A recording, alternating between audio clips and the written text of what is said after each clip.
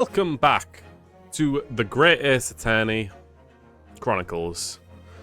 Last time we were Susato in court, actually defending a person as Susato, which is surprising.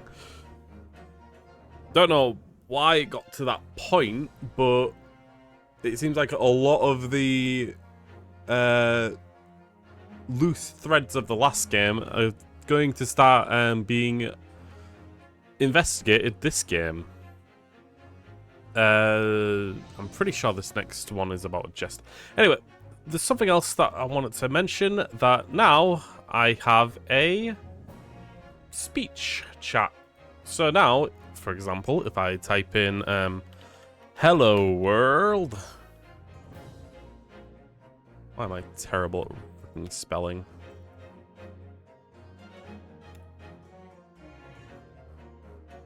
Hello world. There we go, see? You can hear it. Sadly, I can't. I need to do a bit of extra work to take the audio apart, so like it's not as quieted. Essentially, what I'm saying, I'm sounding like an idiot or not explaining properly. All of the audio right now is essentially mixed together, besides my microphone, the capture card, which isn't being used right now, and the alert box. They're the only ones that are separated into different audio channels and mixes.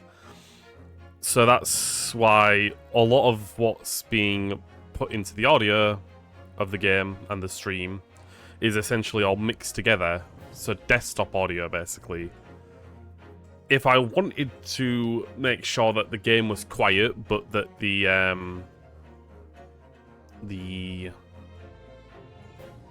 chat sounds were louder, or like chat speech, which I'm adding, I would need to either do that via my computer, like actually change the values of what I'm hearing, which I'd kind of prefer not to, because I'd prefer the game to be as loud as possible for me instead of quiet. Or I would have to create individual sources, audio sources. What are they called? Application audio captures. And I'd have to do that for everything that I would be capturing audio from. So gameplay would be one, music, my microphone itself. Thankfully, that's on the other side, or off captured. It would be an awkward thing that I would constantly have to update, I think, depending on what game I'm playing, because I'd have to change what window it would specifically be trying to capture the audio from. It's a lot of stuff. I've already tried to like use the that method to try and amplify the audio, but it does it way too much, because it's like playing the audio through the desktop, and it's doing it again through the capture, which would like essentially make it way louder than it needs to be, and turning it down has the audio sound echo. There's no easy solutions to that method, right? So that's essentially what I've been trying to deal with. Sadly, at this point in time, it's going to be a quiet chat speech, but thankfully it still works relatively okay. Anyway, all of that aside, let's get into this. We should be continuing.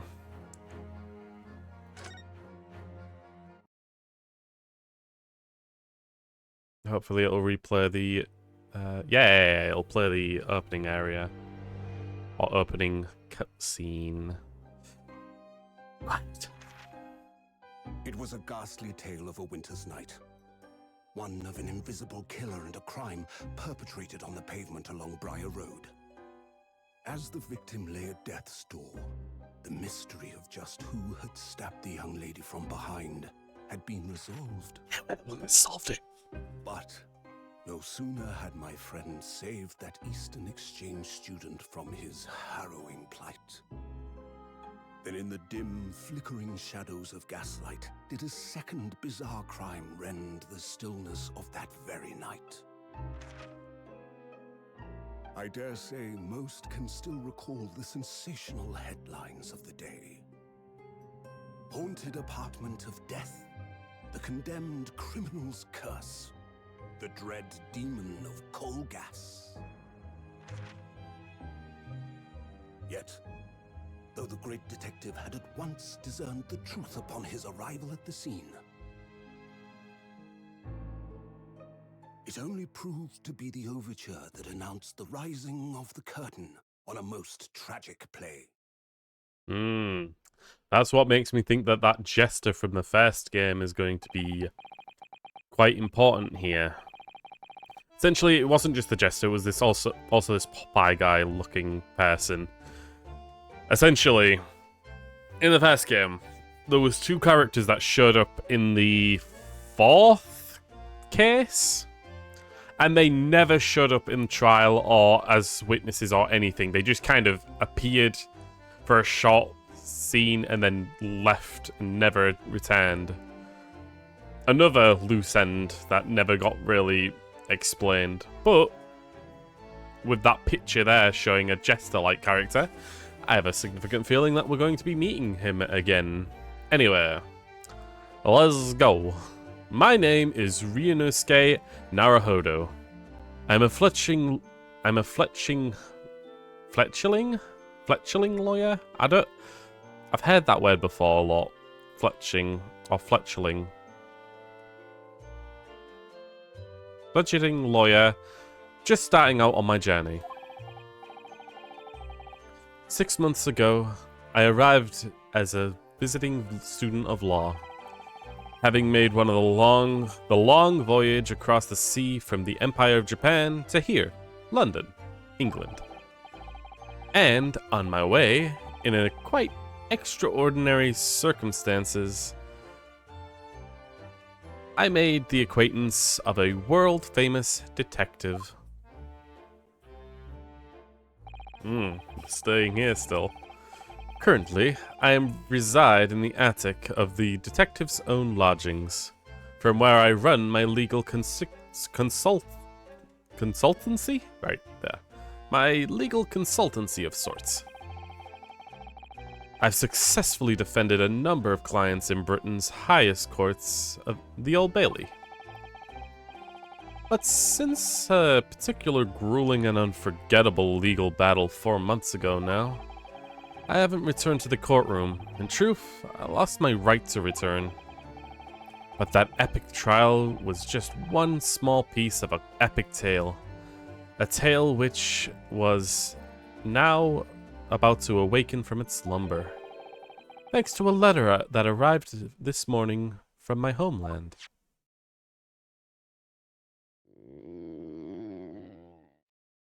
Get that goddamn fucking... What was that exactly? Like, what sound? What animal did they hire to make that?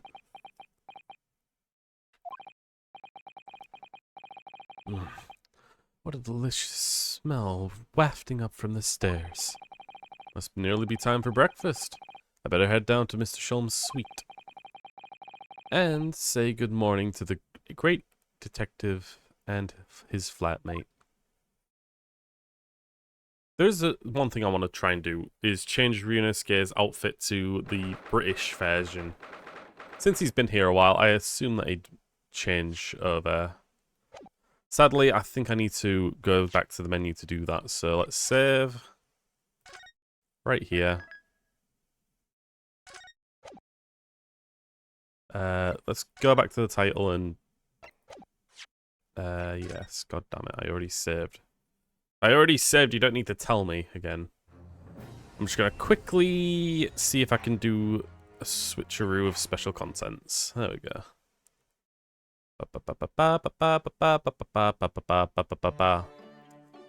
Taylor. There we go. Wow, she really does look for Jesus. And then we got the Japanese version for Sholmes. I'll change these if we ever, like, end up in Japan again. Or if Susato ends up in Britain. But this actually looks like it makes sense now, being that he's in Britain now. That really does look like a nice, mix of British and Japanese. I like it. Steampunky as well. Anyway, let's continue. Sorry about all these, elongating. Taylor.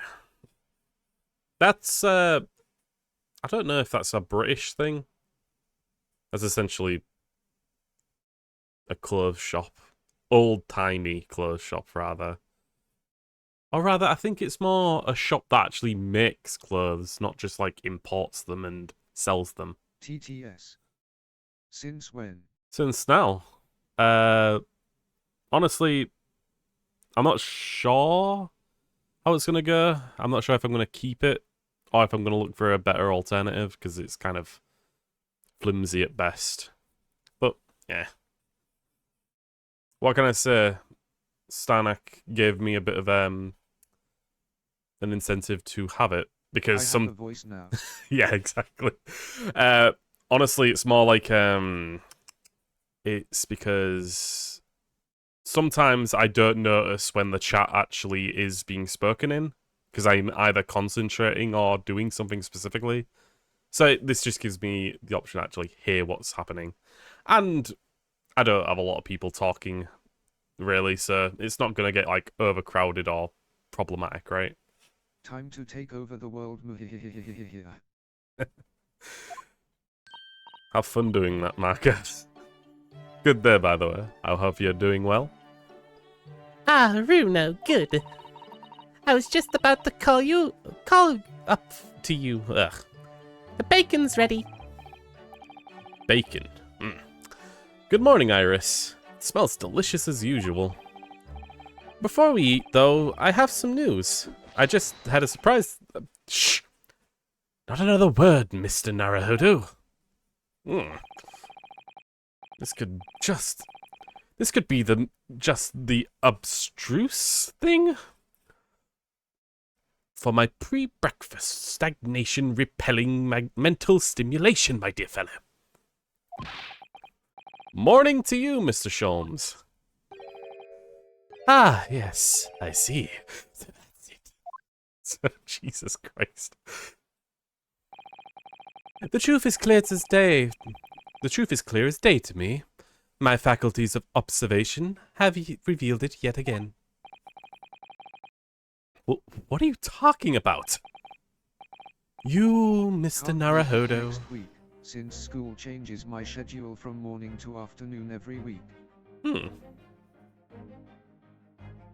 Schools changes schedule from morning to afternoon every week. That's alright, Maka. I don't expect complete subservience. Only every so often. So don't worry about it. You, Mr. Naruhodo, you have, this very morning, met with a surprise. Well, is it not the case? Really, my dear fellow? It barely warrants explanation. Firstly, your hair is particularly unkempt, somewhat reminiscent of a bird's nest. Secondly, you have neglected to fasten the third button on your jacket. Certainly, when considered together, these two facts point to you having been flustered this morning. Can I talk now? But of course. Though I don't look for admiration, you understand? My hair always looks like this. It's been this way since I first met you. Oh, it has. And the button was ripped off last night, if you remember. By you.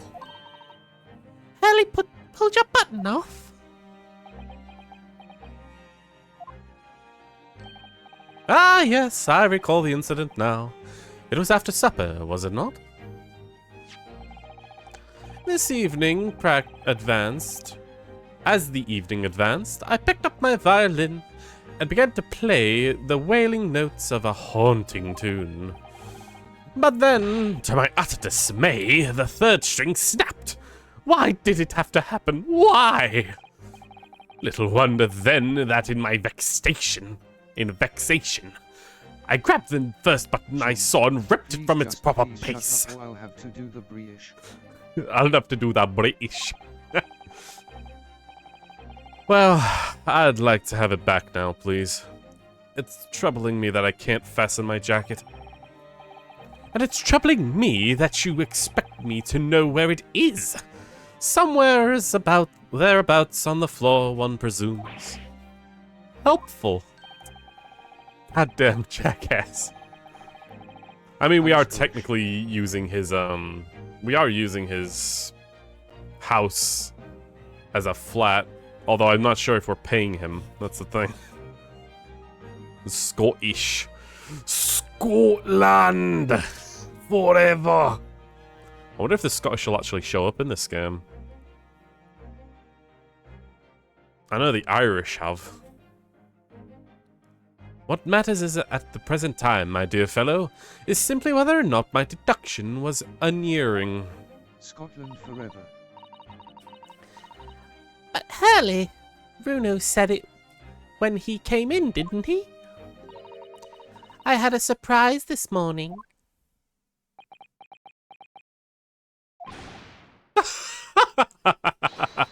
Well, that really is a surprise. Yeah, this guy's essentially the Sherlock Holmes, right? He's much more of like a bumbling... he's an idiot savant, which is essentially... he's kind of dumb, kind of smart. He presents smartly, but is ridiculously stupid. Is there something we can do about him? Sadly, I don't believe there is. I believe he will forever be... he's kind of like a assistant of sorts. And sadly, he's also a main character, so we have to deal with him for a long time. Yes, this man is the pride of the British Empire. The famous consulting detective, Mr. Sherlock Holmes. There can't be a single person in the world who doesn't know his name. All right then, enough of this silly conversation. Time to eat the bacon before it goes cold. Asterisk insert the Napoleon Bonaparte meme song since there is nothing we can do asterisk.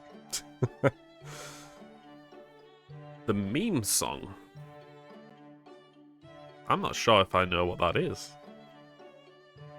Although if I heard it, I probably would. And I have a new herbal tea for you to try too. It's my latest special blend. And here we have Iris Wilson, Mr. Sholmes' lodger and companion. If we're being clear here, this is not a daughter of Holmes. It's more of the daughter of Watson. The Watson's daughter, basically. A truly exceptional young girl who's the author of a highly successful serialization here in London. So she makes all of the Sherlock Holmes books based on his adventures. Only they tend to paint him in a much smarter light. 2D drawn characters instead of the 3D. You know what? I agree with that, Marco. 2D over 3D characters.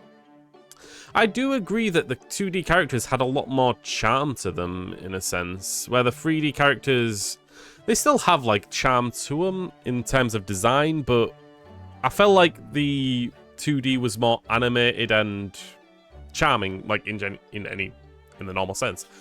3D, it's kind of like they're limited by the proportions of the model. So yeah, I agree with you. I prefer the 2D. Especially Sholmes, since I saw him do pop. A truly exceptional young girl who's offered... Right, I just read that. Yes, The Adventures of Sherlock Holmes, as published in the Randest magazine. Everything needs to be a pun.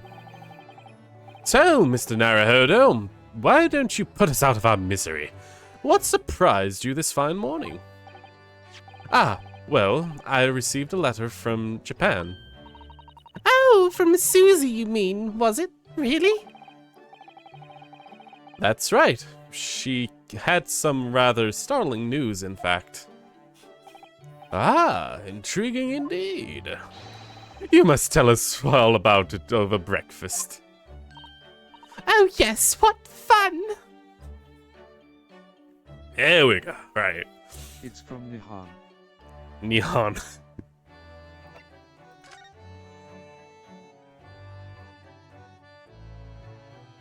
An armband I inherited from Kazuma. So Kazuma's our dead best friend who died in the second case of the game. Anyway, let's show it. Why not? Oh, Mr. Sholmes, how about this? Shh, not another word. Ah, I yes, want to I punch this see. man so hard. He's, yeah. He definitely puts on like a punchable face, doesn't he? This would be a collar for a breed of immature canine, with a particularly long neck, and for winter use. Actually, it's an armband I always wear that symbolizes my role as a defense lawyer.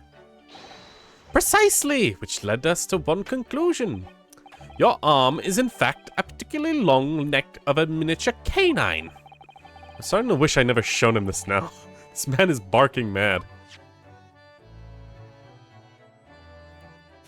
Okay. Spoiler alert. Oh, damn it. I suppose that's true, but like, Great Ace Attorney, right? The first game of Great Ace Attorney, this is technically the second game, but it's a collection, but first game, second case, it This man happened. is so unlikable. Yeah. Technically, it is a spoiler, but I assume anyone who would be watching this in post or at the moment has possibly already seen up to this point. Because no doubt they're going to mention it anyway, right? Actually, can I present profiles yet? I can't, sadly. I can look at them. There's Susato, who we were playing as. She's 16? Well, I didn't play the first Okay, one, Jesus. did Didn't play the first one. Nah, I suppose that's true. It's just that I have a feeling that they're going to mention it at least at some point.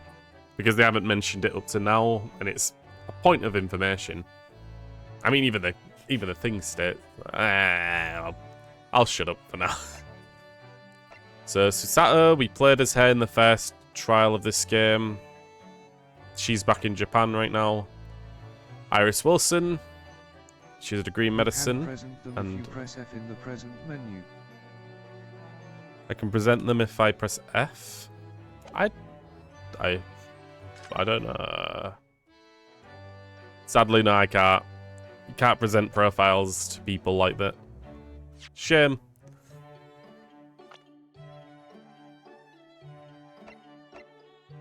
Herlock Sholmes, greatest detective whose deductions never fail to surprise. Damn it! You said it with such confidence as well. We can also, of course, take a quick close look at what we've got. Oh, so you have a scale that balances it in Japan too, don't you? Well, yes, but nothing like the Old Bailey's huge example.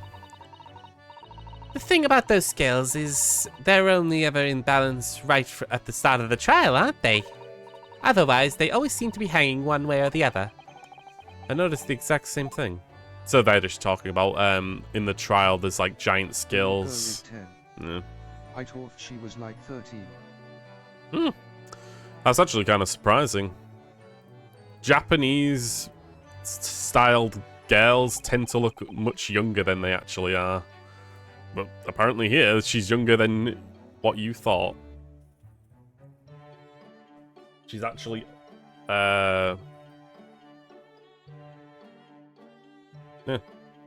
Oh, they're actually older than they actually look. That's what I meant to say. Forget it. I can't find anything out of place. What are you talking about? It's literal Japanese calligraphy.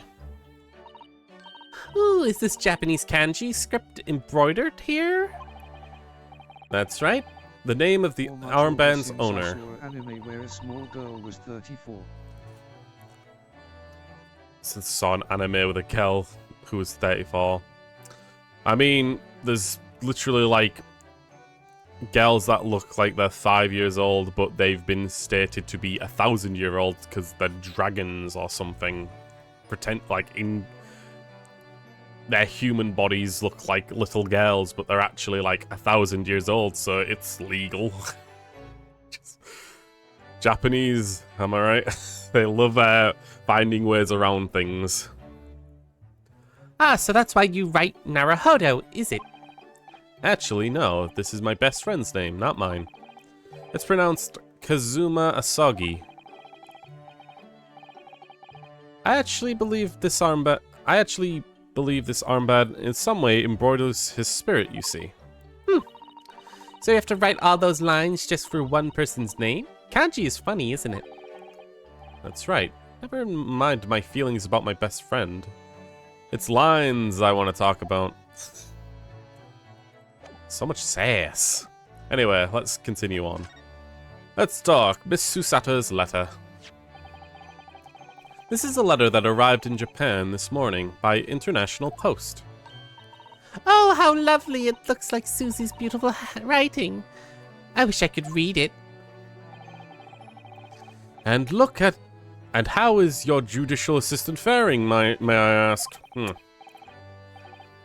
She's very well, thank you. In fact, according to what she's written, she's actually appeared as a lawyer in a Japanese Supreme Court and won the case. Ah, really? Oh, is she wonderful? A cut above your good self, my dear fellow. I've won cases too, you know. More than... I literally haven't lost a case even. Which is surprising. Apparently, Mr. Natsume appeared in the trial as a witness. Natsume. No, I don't recall that name. Of course you do. We helped the man. Twice! You know, in those 2 cases that took place on Briar Road 6 months ago. Ah, the mustached, twitchy man with somewhat feline eyes. And the mustache? He didn't have 2 mustaches, Hurley. Yes, who could forget those 2 cases? They made a deep impression on me. If someone over the age of 20 wants to have sex with a 5-year-old and say literally she is literally 2,780 years old, I'd call the police or just beat the shit out of them. Same. Sadly, the thing is that that's typically like a anime thing. So then the conversation is like, is drawn characters a problem or something? I don't know. Let's not delve into that problem or that freaking conversation, because holy crap.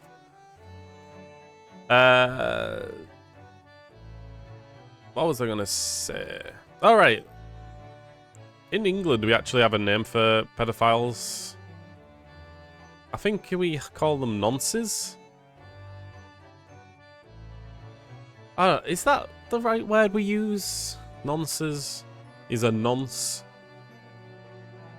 I'm not really great with slang. Specifically because I just consume a lot of international media, so I just kind of forgot a lot of what my British words are. Although I must confess, the details are a bit hazy now. A very deep impression they made on you, clearly. Startling news. What's the startling news? So, what is this startling news penned by Miss Susato? Do you remember the case of the haunted lodgings, Mr. Schultz? Ah, yes. It's very interesting, you know. I don't feel entirely uncertain that a case of that nature did not occur. He's totally forgotten then. Anyway, in her letter, Miss Susato asked that we read over her case notes again and investigate further. Although it only took place half a year ago? For what purpose? Because there's something that Mr. Natsume said to her, apparently. He suggested that the real reason why she was called back to Japan so... That's the real reason why she was called back to Japan so suddenly. It might have something to do with the case of the haunted lodgings. Oh?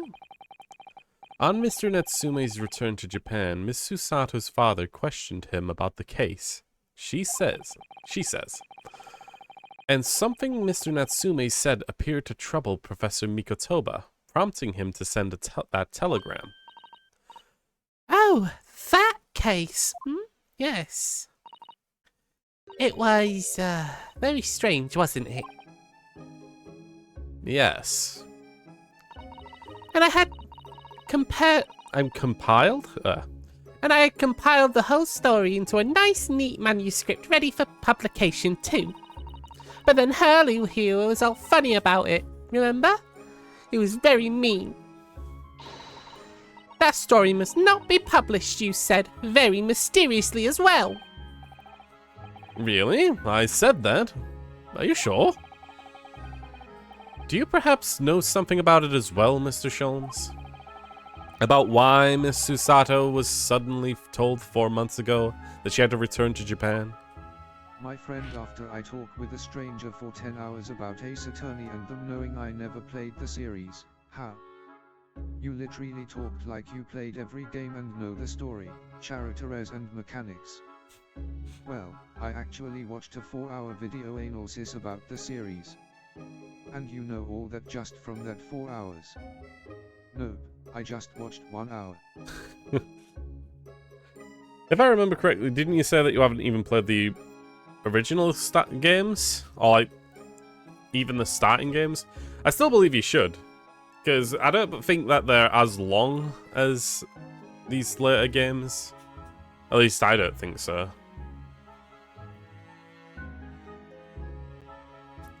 I just started.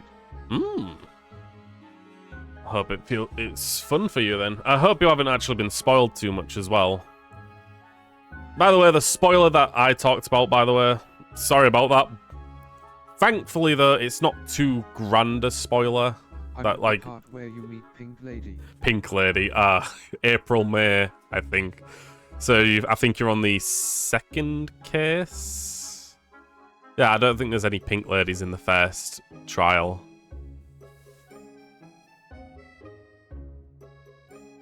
Eventually, as well, the murderer that shows up in the cutscene at the start, that stops happening after a while. I think the third case doesn't have it, and the fourth. Yeah, so eventually you're gonna have like no idea who the actual killer is. True. That is one of the best things you know about April May. Big old honkers. Miss Susato's reparation?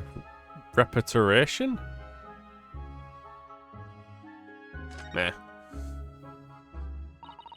It's been 4 months now since we waved Susie off at Dover. It was such a shock, wasn't it? The way she suddenly announced that she had to go back to Japan. 4 months ago, huh? So it's 4 months without actually going into a trial? How was this guy actually practicing? I thought he was a study student or something. Indeed it was! Due to a telegram she received from her homeland, I believe. That's right, telling her to return urgently. Yes, because her father had passed away. No! It said that he was suffering from a high fever, the cause of which was unknown. He's not dead! But according to this letter, the news about her father's fever was a ruse. Stop calling her Swiss. I legit can't know if they are talking about Susano or someone else. They're talking about Susato. Susie is like the British nickname Iris has given her. She also calls Naruhodo Runa, I think, and Hairlock Hairley, which is a bit funny. So she just gives people nicknames, but she's typically referring to the main cast. A ruse. So Susie's daddy led her to... lied to her so she could make the voyage back home? Why would he do that?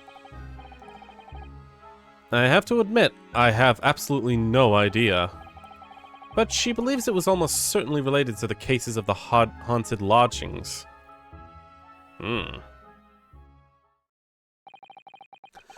Summoning her back to Japan so suddenly like that. I wonder what Miss Susato's father is hiding. Hurley, do you know what this is all about? I'm in my outfit now. Well, who can say? What? But you said... Please, I have engagements, my dear fellow. I just remembered the girl from Fire Emblem Engage and just taught classy LUL. Fire Emblem. And taught Clussy. And thought Clussy. God damn it. You know, you're surprised, but the word Clussy actually originated from the Ace Attorney fandom. God damn this fandom. Clown Ussi. Please, I have engagements, my dear fellow. The calendar is quite surprisingly full today. Oh great, he's not going to be in a character, so I've got him down here in the corner for nothing. An astringent analysis of the matter would be excessive, I feel. Even if I were quite at leisure. So, a man's fought in my absence, won't... Looks like I have a case Man the fort in my absence, won't you, Iris? I have a case of Clussy fever, and I want to play whoopee with her cushions.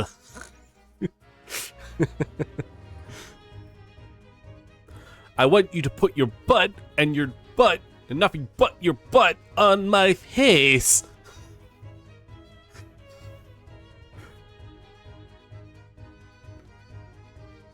I will, Hurley. Don't worry. See you later.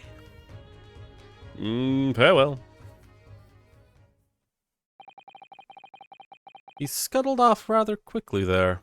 It's wonderful though when everyone just is obviously hiding things, but does it in a terrible way. I guess we're not getting any more info then. I think perhaps Professor Mikotoba isn't the only person hiding something here. Snacks. Soseki-san was involved in 2 cases, but only one of them was forbidden from being published. By of all people, Mr. Sholmes. Aha! I found them at last. Iris, are they? The notes of the case? That's right. Susie and I compiled them together. The case of the haunted lodgings. Do you want to read them, Runo? Absolutely. Thank you, Iris. I have no idea what secrets could be hiding in the shadows of this case. But perhaps if I read over the notes again, something might come to light. That's the spirit.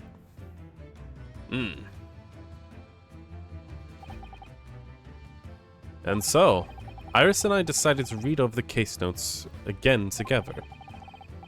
Everything from what happened to our investigation and that fierce battle in court that followed, reliving every detail. I just need to find a clue, and I have to all the time in the world. This case is just a retelling of a case that happened. But of course. Because of course, I'm no longer allowed to practice law in the courts of Great Britain. Interesting. So, a case that's a retelling of the case. I think this is... Okay, I mentioned this at the start of the stream. I'll mention it again. The case that happened in the first game, case 4, I believe, where Natsume... What the guy we're talking about, Natsume, was the person who was considered the... We were defending. essentially, the two characters appeared in that case that never showed up in court, never witnessed anything. They just kind of appeared and then disappeared without anything else showing up, which was weird. That's what I think that this is going to be about, is like the two characters that showed up and added nothing to that case and never appeared again. So yeah, it's another case that's kind of like building off of that one, I think, which is interesting. It's kind of surprising, really, as well, because this is Ace Attorney Chronicles, where two of the games are mashed together. In the originals, they were like separately two games, and the second game seems to take a lot of... It kind of requires you to play the first game in order to understand everything that's going on. Because so far, it's been a lot of, like, continuation from the first one. Damn.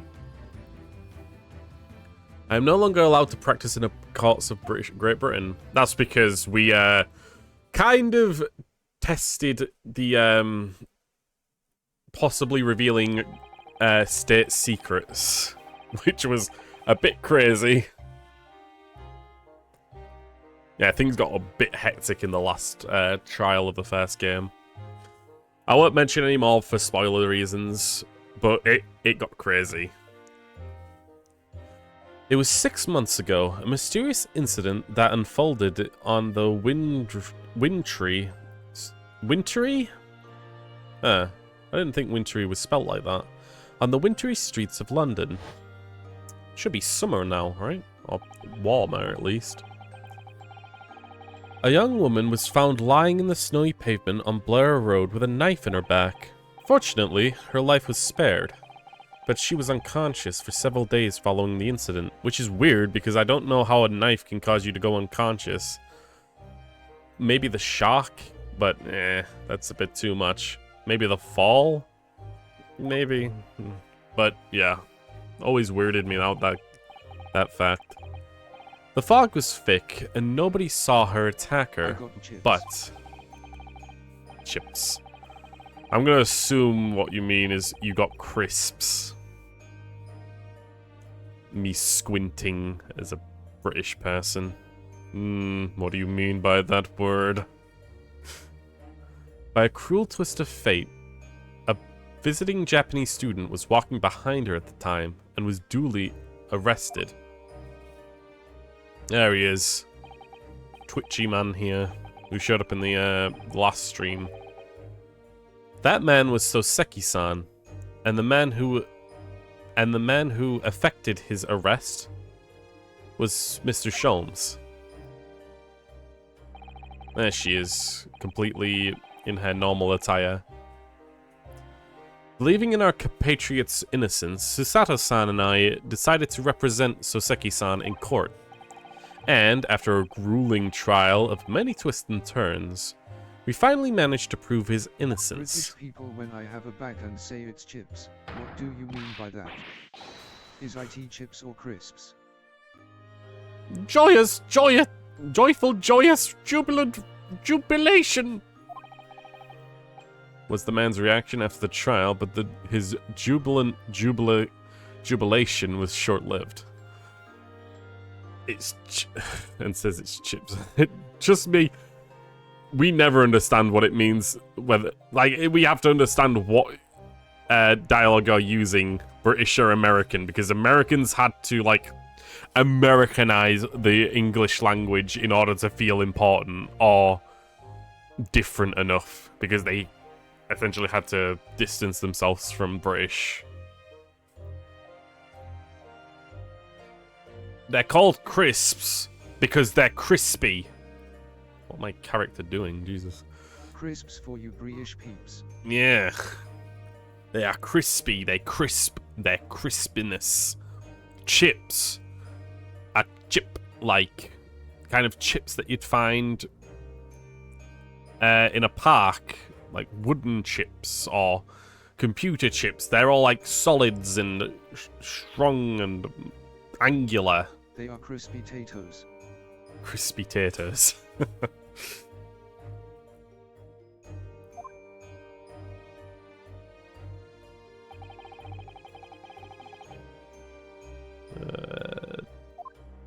Oh, I didn't mean to do that. Let me look that up. We received a telegram from Mr. Sholmes the following morning. The victim of Briar Road stabbing has regained consciousness. Hurry to Bart's at once. Bart's? I will not eat his shorts. So Susato-san and I summoned a handsome... Handsome? Damn. So many words of the olden times that I just never heard of. And headed immediately to the hospital.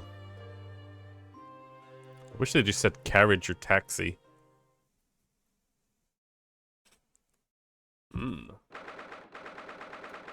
So are we going back in time? Maybe. There you are, at last! Good morning, Mr. Sholmes. I think not. Oh! Okay, so... to avoid all confusion, because Ace Attorney... I fucking knew it. The Ace Attorney has so many problems with time travel. Or rather, constantly not having a yet coherent timeline.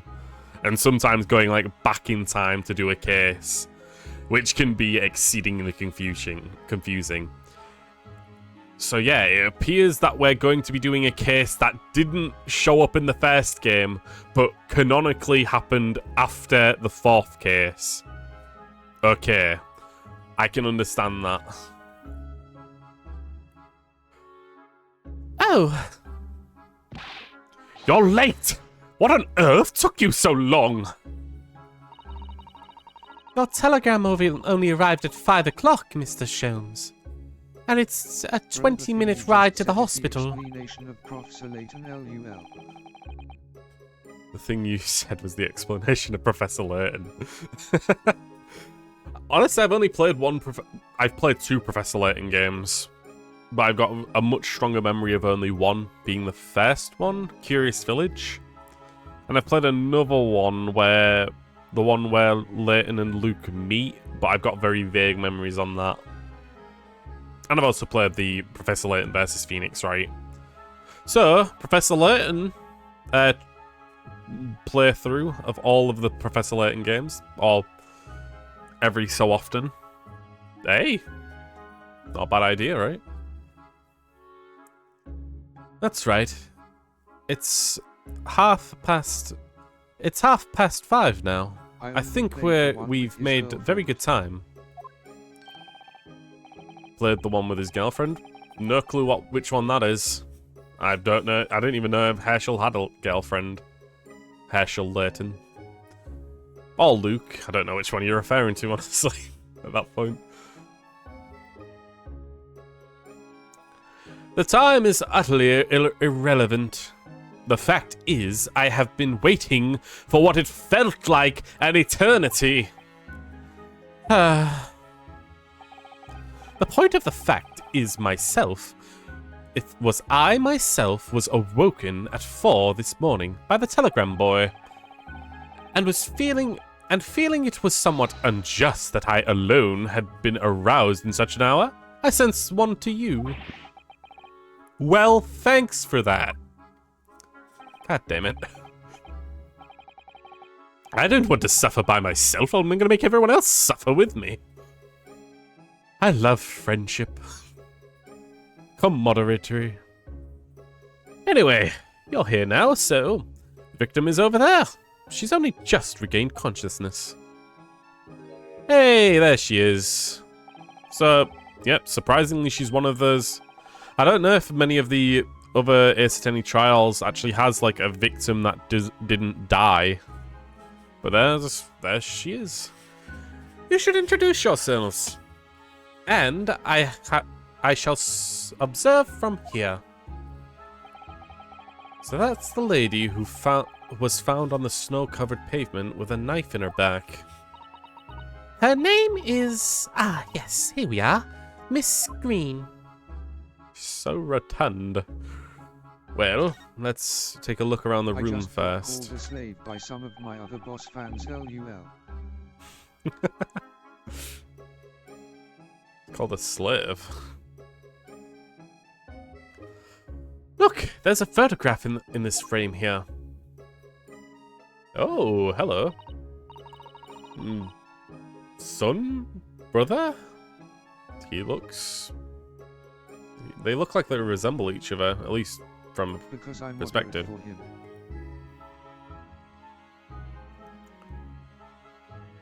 for him. Moderate from him. How many bosses do you have, Marker?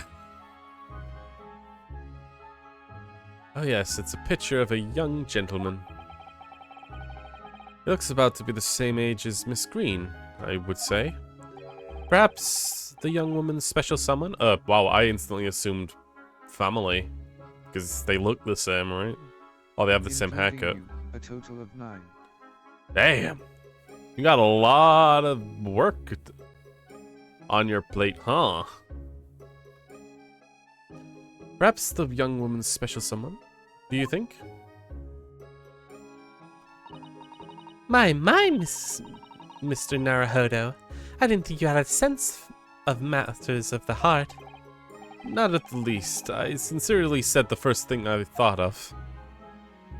It's a weird thing to first think of someone looking like another person as being like, oh, they're probably married or something. This round wooden figurine isn't the most charming, is it? Ah, I don't think that's a decoration, Mr. Naruhodo. It's the artist's mannequin. I believe it's used when practicing sketching the human form in different poses. Really? It's not exactly what you'd call a typical figure for that purpose, though, is it? Wait, how old is Naruto? How old is Naruhodo? I can't see from here. He doesn't have a profile, sadly. If I had to guess, maybe he's in his 20s or possibly 18. I honestly couldn't tell you. He should be older than Susato. Oh god. Clicking out of the game causes the dialogue to continue, so I'm gonna have to go back. But Ryu Nosuke Naruhodo age. Let's see. What has Google got to say about this? 24. Huh.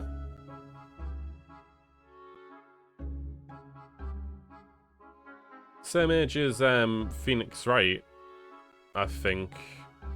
Maybe. I don't know how. His age changes over the games because of the time.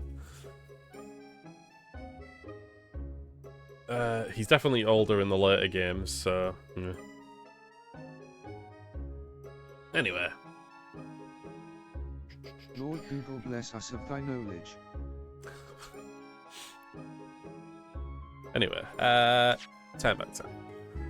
No, I suppose not. I confess I've never seen one quite as full-figured before.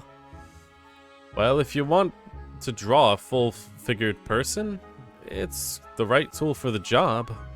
It's probably more for anatomy's sake, to make sure you could get through to the proper places.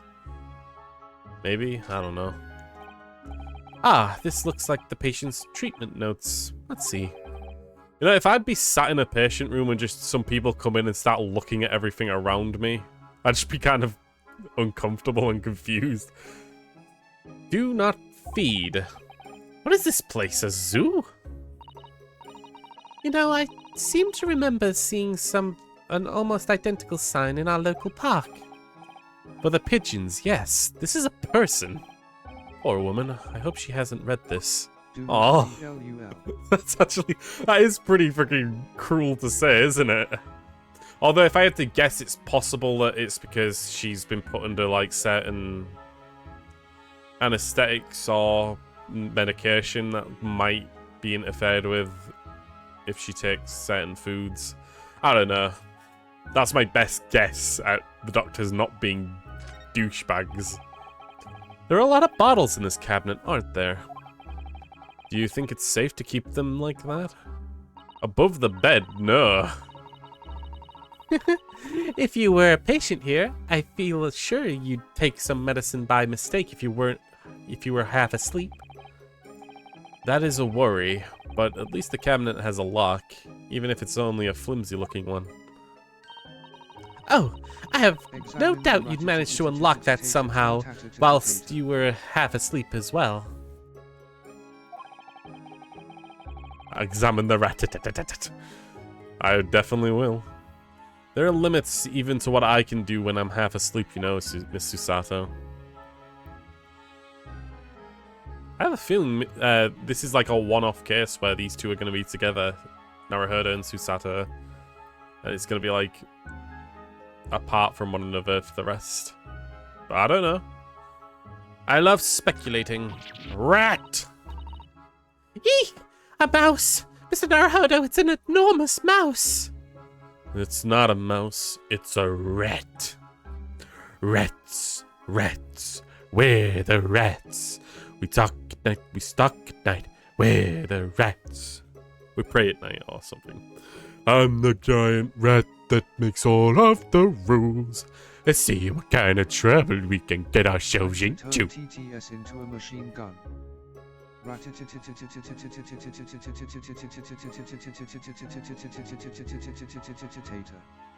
Tater?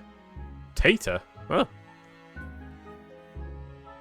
Eek! A mouse! Right.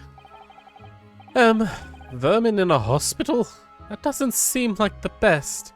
Yeah, no, this is how you get a plague going.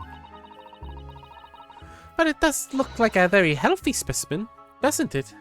It looks very plump. I'm not sure we can say that's down to excellence of the facility, if that's what you're thinking. This definitely does not bode well. Hospital with a literal rat just hanging out. It's not even like running away or hiding. Let's look at her stuff. That must be a bag of Miss Green's personal belongings. She would have brought this here directly after she was found stabbed on the pavement, though. I expect a friend or a family member probably brought some of them things with her. We walk at night, we talk at night, we're the rats. I'm the giant rat who makes all the rules.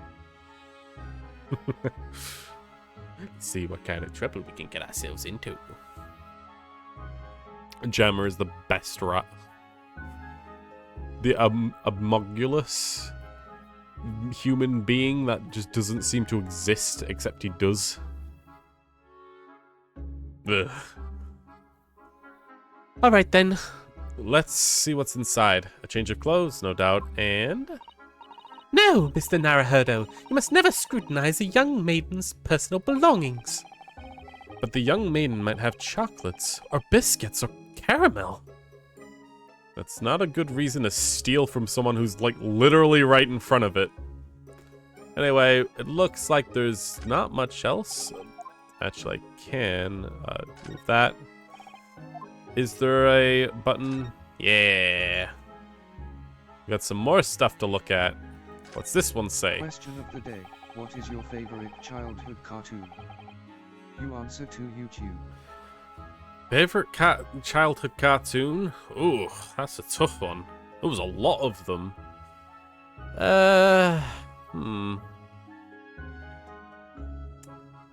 If I had to choose, the first cartoons that come to mind are Ed, Edd and Eddy, because I just loved slapstick humor, but more with like a story element to it rather than just Tom and Jerry kind of stuff.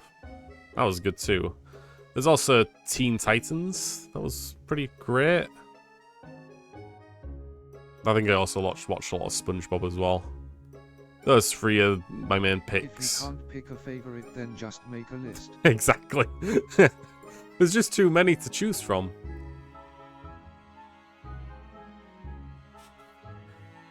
This looks like the treatment notes for whoever is occupying this bed. Let's see. Do not permit to run around the hospital. The patient doesn't seem to be here at the moment, so... He or she is probably running around the hospital then. Oh dear, how worrying. What's worrying is why they haven't discharged the patient yet. I mean, I guess if they're capable of moving around on their own. But they might not be healthy enough. What's in this one? There's all sorts of medicines in this cabinet. Look, I'm not sure if it's safe leaving them in the reach of everyone like this. Yes, you're right. I can imagine that if you were peckish, you might try a whole bottle or two. Well, at least there seems to be a lock to secure the cabinet doors. This is essentially the same thing, only, like, slightly different. I don't imagine that would stop you if you were hungry. I worry you'd break the lock. Hunger does turn me into a criminal, you know, Miss Susato. That is a weird thing to tell someone. I might kill someone if I get hungry. I need a Snickers to turn back to normal, though. Good morning.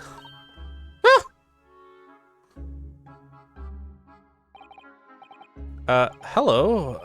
I'm, Ryunosuke Naruhodo from the Empire of Japan. Oh no! Was it your knife that... Are you the man that who... No. I'm a lawyer. And I'm Miss Susato Mikotoba. Pleased to meet you. Oh no! Was it your knife then? Are you the one? No. I assure you I'm Miss Naruhodo's judicial assistant. Very jumpy gal, this one. We heard that you regained consciousness and wanted to come and give you our best wishes. Best wishes? For me? Thank you. I'm Olive Green. I'm an artist. Well, no, that's not right, is it? What I mean to say is, I'm trying to be an artist. You're pretty much every artist, then. Well, what I really mean to say, I desperately want to be an artist. But the truth is I don't have any talent. I know I don't. It's no wonder I was stabbed in the back. I don't think that's related, actually. God, we've got another Alchrist going here. Don't worry, a pitiful man like me doesn't deserve to be in your presence. Gosh, this young woman seems bent over backwards to put herself down. Seeing as we're here, we should try to ask her about what happened from her perspective, I suppose. I mean, we already know. We already like understood what what happened. Unless the game like speaks about it itself, I'm gonna keep quiet about what happened in the trial. For spoilers reasons, in case anyone's watching that hasn't seen it or played it. About the incident. To suddenly be struck in the back by a blade as you were walking along the pavement. What a terrible experience you've had, Miss Green. It was so cold that day. And the fog was so thick, I couldn't see a thing. The one where 3 teams have mutant powers and fight some mutant dudes, monsters and biker mice from outer space. Adventure Time. I tried to get into Adventure Time, but I don't know. It felt like half the time it was trying to do like one-off episodes, and the other half it had like a continuous story. And it's kind of hard to understand what was happening from time to time, because if you didn't see certain episodes, it felt like they were referencing things that you needed to know about. Regular show, I haven't watched a lot of regular show, but what I have seen is pretty awesome. Although I'm not a massive fan of will they, weren't they plot lines, and Mordecai's whole character seems to like stem around that. I forgot to add Steven Universe and Gravity Falls. Gravity Falls is definitely up there. Steven Universe, somewhat. I liked it at the start, but then it got a bit too... I don't know. It's been a while since I've seen some of those shows as well. Gravity Falls Dorito Boy, Bill Cipher, is probably one of my favourite characters as well, though. It was so cold that day. The fog was so thick I couldn't see a thing. That was 4 days ago now, I think. Is that right? Yes, that's right. I'm afraid you've been comatose all that time. But the case has been solved, hasn't it? While I've been in hospital, I mean. Indeed it was, my dear madam. Spectacularly, if by none other than I, Herlock Sholmes. You fucking dick. You did fuck all to find out what actually happened. Mr. Sholmes, as you well know, it was Mr. Naruhodo's hard work in court that solved that case. Are you yet to hear what happened, Miss Green? Yes, I'm afraid so. A gentleman from the police force is supposed to be coming in to fill me in shortly. Oh, I see. Me coming round seems to have made everyone frantically busy. I'm so sorry. I should have never regained consciousness. It was selfish of me. Oh no, we're relieved that you're on the mend, Miss Green. We really are. With that kind of attitude, maybe her surname should be Blue, not Green. Herp. I'm blue, da-ba-dee-da-ba-die. Watch about yourself. Okay, time to pull out the Blicky or 9 or Glock 17 on Schmullies. Don't know if those existed back to this point. I think we're still using flintlocks. I'm not sure though. I have very bad knowledge when it comes to history of guns. Since I'm in Britain, guns aren't really a necessity to know about. I think we do have revolvers at this point, so revolvers are probably the main thing. Oh, flintlocks are also good. So you're an artist, are you, Miss Green? Oh no, I couldn't possibly claim that. I'm a fledgling artist at best. I mean, I'm a student of art, really. At the Thorndike Academy of Fine Arts. Oh my, an Academy of Fine Arts? Great Britain is such a wonderful country. Tell me, Miss Green, do you live hereabouts? Oh no, actually, I don't deserve it, but I have a little flat on Brixton Road. I see. How very interesting. So, I have a feeling he's going to break in. He's going to break in and start just looking around for some reason. Oh no! Is it? Brixton is some 10 stops away from the underground from here. On the underground from here. And Thorndike Academy is a mere 3-minute walk from Brixton Town Square, on centre. Does that matter, Miss Sholmes? Perhaps not. But Briar Road is a far less dubious part of town by comparison. Dwelt in those of inferior means, including the Maleficent Mr. Moustache. Inferior means? I suppose Soseki-san does fit the bill. It's a bit unfair to make him look like that. It struck me as somewhat out of the ordinary for a young fine arts student to be walking in such a district. That's all. What's this? She suddenly clammed up. Mr. Sholmes, you should be ashamed of yourself, prying into a young maiden's private affairs. Oh, dear me. Do forgive me. If you don't mind. I'm being discharged shortly, so I have to pack up my things. Oh, yes, of course. We won't keep you. Thank you so much, Miss Green. I know a lot about guns since some of my ancestors come from Eureka, the land of the free and where chessburgers are killed. Cheeseburgers are killed. Weird sense of weird wording there.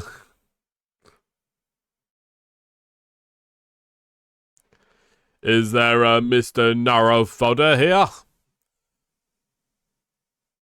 Is it fodder or fodder? Probably fodder. Mr. Narrow Fodder! Mr. Narrow Fodder now? Well, if you're looking for Naruhodo, the lawyer, that's me, but... Ah, Mr. Narufodder. Good. This is for you. It's a message from Mr. Saucy Nutsmig. Mr. Natsume? Sent a message to me? But why would a policeman be delivering a message from Mr. Natsume? Exactly. What's going on? What is a Scotland Yard constable doing playing delivery boy at this time this morning? Oh, what are you waiting for? Let me see that. That illegal. Mr. Sholmes, you can't look at other people's mail. Although I guess this is technically a message. Well, this is most unexpected. Is something wrong, Mr. Sholmes?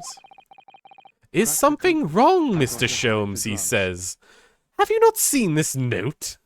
No, you took it from me. Gotta hide the drugs. In Britain, we call them bobbies. Well, we don't really, but it's a British thing to call them bobbies. We still call them police or coppers.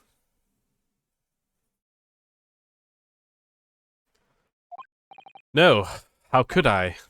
You literally snatched it away from me. It would seem that London's criminals have no intention of letting this great detective rest. A new case calls! A case of murder, no less. We must depart at once. Murder? Call a cab! The time is of the essence. But the trouble is, we've yet to read Mr. Natsume's note. I was thinking we'd ought to pay him a visit at his lodgings once we did. That will be entirely convenient. Convenient? What does that mean? It's all here in this note, my dear fellows. The murder we must investigate took place at Mr. Moustache's lodgings. Wait, what? I'll hail the fires at once. That's a cab for people who don't live in, like, the 1970s or whatever this is.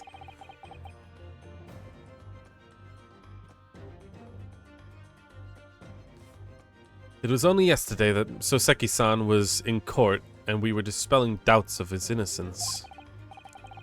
And now, the very next day...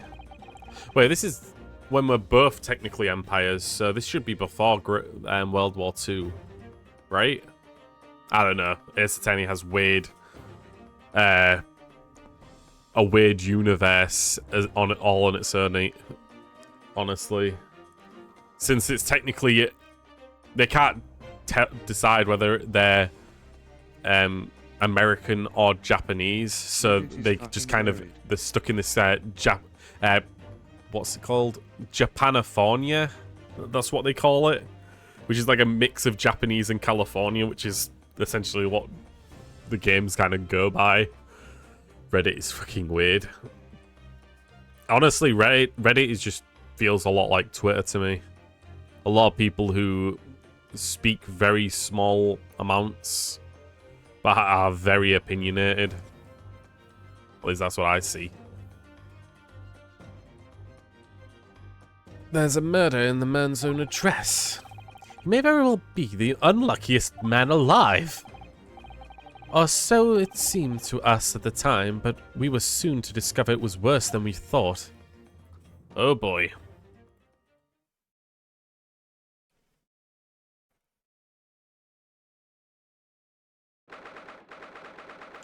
February 21st, 7:18 a.m. Jesus, this is way too early. Natsume's lodgings, ground floor. Well... What on earth? Oh my! The gentleman is deceased without question. He's dead! Welcomes to Mr. Naruhodo Esquire! Mr. Natsume! Whoa, why? Why does this keep happening? Why to me?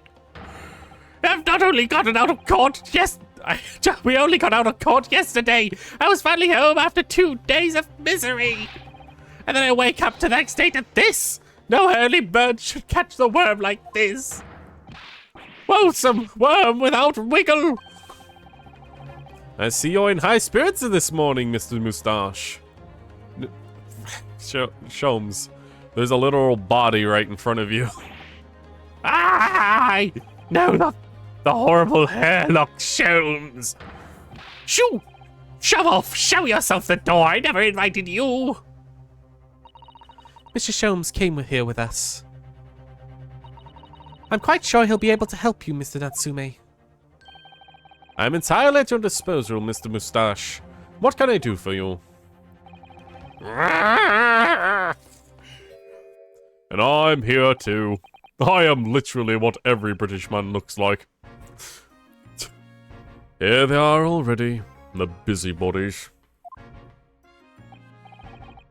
Ah, Inspector Gregson. What a pleasant surprise.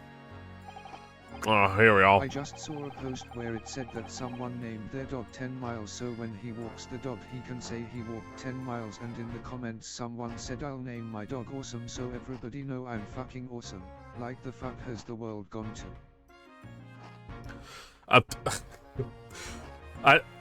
I was listening to that being read and I was like, what the fuck? I was someone who... I'll name my dog Awesome so everyone knows I'm fucking awesome. How does that even make sense? Everyone, what you're saying is that you're a dog. Is that the jerk? Are they off-walling, metaversing that jerk? Or is it just that they're not smart enough to know what they're saying? Name their dog 10 miles so when they walk the dog they can say they walked 10 miles. Eh. Honestly, He's it's... saying he's fucking his dog. Oh, God, he said I'm fucking... Oh, my God. I see. Looking... Yeah. Rereading it, I understand. God damn it. God damn it. More fair play. Any joke that makes me have to reread it. Although, I don't know if you can really joke about fucking animals. And I don't know. Anyway, this guy's eating his fish and chips. This is another guy who showed up in the first game. He's like the detective of this game. Like in the originals, you've probably met that stole the chips from my store. Stole the chips from your store. He's essentially like the detective of this game and the previous game. Although this game has 2 detectives now, I think. He's essentially the Dick Gumshoe of this game, really. Only a lot more stern and pissed off, basically. Pleasant, is it? Give me heartburn every time I see your face at a crime scene, Sholmes. Ah! I deduce, Inspector, that your heartburn is the result of your excessive consumption of fried food. Good morning, Inspector. Correction. Both games have 2 detectives. Both games have 2 detectives. I suppose. In this game, we have Gregson and Hosonaga. In Ace Attorney, there's Detective Gumshoe. And then in the last case, there's like a ton of detectives who are no longer detectives. There's Emma Skye in Apollo Justice. Bobby Fulbright is another detective. God, there's a lot of detectives, actually. Gumshoe. No, Gumshoe. Dick Gumshoe. You probably already, like, met him, at least at some point. on the second case. Oh, you will eventually if you've only seen like the starting point. This is the crime scene. Don't go touching anything. Or good morning to you too, sunshine. He's the big belly man, exactly. Yeah. Detective Dick Gumshoe is he's actually like got the similar like cut to this guy as well. He's a big dude who's kind of got like an aloof look to him. He's like looking around a lot of the time and like a big like bottom lip that's constantly like, ooh. Okay, I met him then. Anyway, oh god, we're at a crime scene. We've got a body on the freaking thing. This is the guy that showed up in the first game. One of the characters I mentioned, one of the ones that showed up and like had nothing to do with the case. It's like this freaking over-the-top jester theatrical dude. I guess we should just look at him specifically. Oh, never mind. Oi, hands off! You're gonna mess up the crime scene. Oh, no, I just wanted to look at, that's all. No chance! I know you're kind, you'll mess it up just by looking at it. Ugh, someone's in a bad mood. There's certainly a bad air in here, isn't there?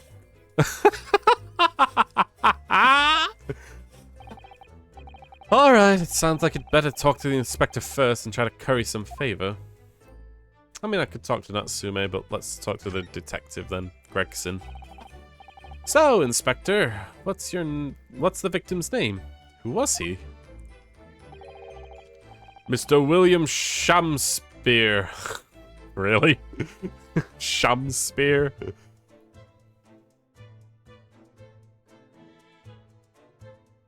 I don't know if it's Shamspeary, but I'm gonna call him Shamspear because obviously William Shakespeare. He was a lodger here. As you can probably tell, he was an actor. A bit of a dead loss, as it happens, or just dead. Mr. Shamspear? It was the landlord, old Mr. Garrideb, and the other lodger, Mr. Natsume, who found him. You're at Jurtera and Rouliette. Juria and Rouliette. Ugh. All you gotta do is switch 2 letters and oh my god, they're a different character. Yep. As usual, S10 has very weird... Honestly, it is a little lazy. Like, a lot of the pun names in the original games are a little more fun. Like April, May being the months. Cindy Stern. Cinder Block. I don't know. Changing some letters around, but I don't know. I guess he might be a sham. The fella didn't rise at his usual hour, so Sir Garrideb got worried and kicked the door down. Really? But doesn't Mr. Garrideb have a bad leg? Ah, yeah, you're right about that. It was that jittery Japanese hunchback over there who actually did the kicking. Really? So Seki-san? The victim was pretty hard up, as it seems. Even done some time inside for petty crimes. He had no money, no place to go, no friends. His only acquaintances were people in this house. A miserable life and a miserable end to it. So what exactly is Mr. Natsume still doing here? He's not involved in the investigation. He's not involved in the investigation, so shouldn't you have sent him away from the crime scene? Well, I'm not saying it's because the fella looks odd or anything, or that he acts suspicious. But I thought that it would be prudent to take a statement from the culprit. Cohabiter. Wonderful. Good catch on that. His name is Tobias Gregson, by the way, so he's clearly biased to certain ideas. Can you tell him to give me the money for the chips he stole and have to pay extra for the theft? It's alright. Trying to get a policeman to pay you back money. Yeah, sure. Have a good... I'm not going to be the one to try and do that. Ah. Anyway. You nearly said culprit there, didn't you? Oh dear. Mr. Natsume appears to be under suspicion again. It certainly seems that way. Or does he just come across as an odd... He does come off as such an odd fellow, doesn't he? Poor man. How unfortunate. He was like... essentially before this case chronologically. He was just adjudicated from court. From the possibly being the guy that stabbed the Olive lady that we were talking to. Olive Green, the lady. Thankfully, we proved that he didn't do it. But looks like he's going back to freaking court. I really hope it's not, because I want another client. Oh man, how unfortunate. Anyway, can't say much until the coroner gets here. I don't think the fella's been gone that long. His body's still warm. Even if the inspector would allow it, I don't think I should bring myself to touch a dead body. That's how you get diseases. Anyway, he's not going to let me do anything, so... yeah, everything looks like it's going to get the same response. With the check mark, it means that it's going to get a response that we've already seen, which is Gregson yelling at us. Alright. What a terrible thing to have happened. It's only been 3 days since I was arrested for the incident on the pavement outside. And then, having finally regained my freedom, it starts all happening all over again.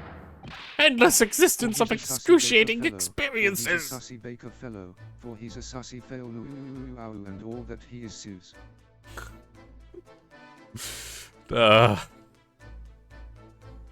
Honestly, I almost found myself talking, like using words like sussy and sussy backer and crap. I thankfully realized that I really don't want to talk like that. Oh my god. What did it say? Alright. So the victim lived here on the ground floor, and your room is just 1 story up, isn't it? Yes, that's right. In a way, we were just neighbors, I suppose. So, did you know the victim? Were you friends? What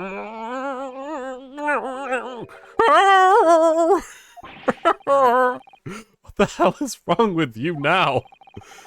It was an innocent enough question, was it? Why does he seem so shaken by it?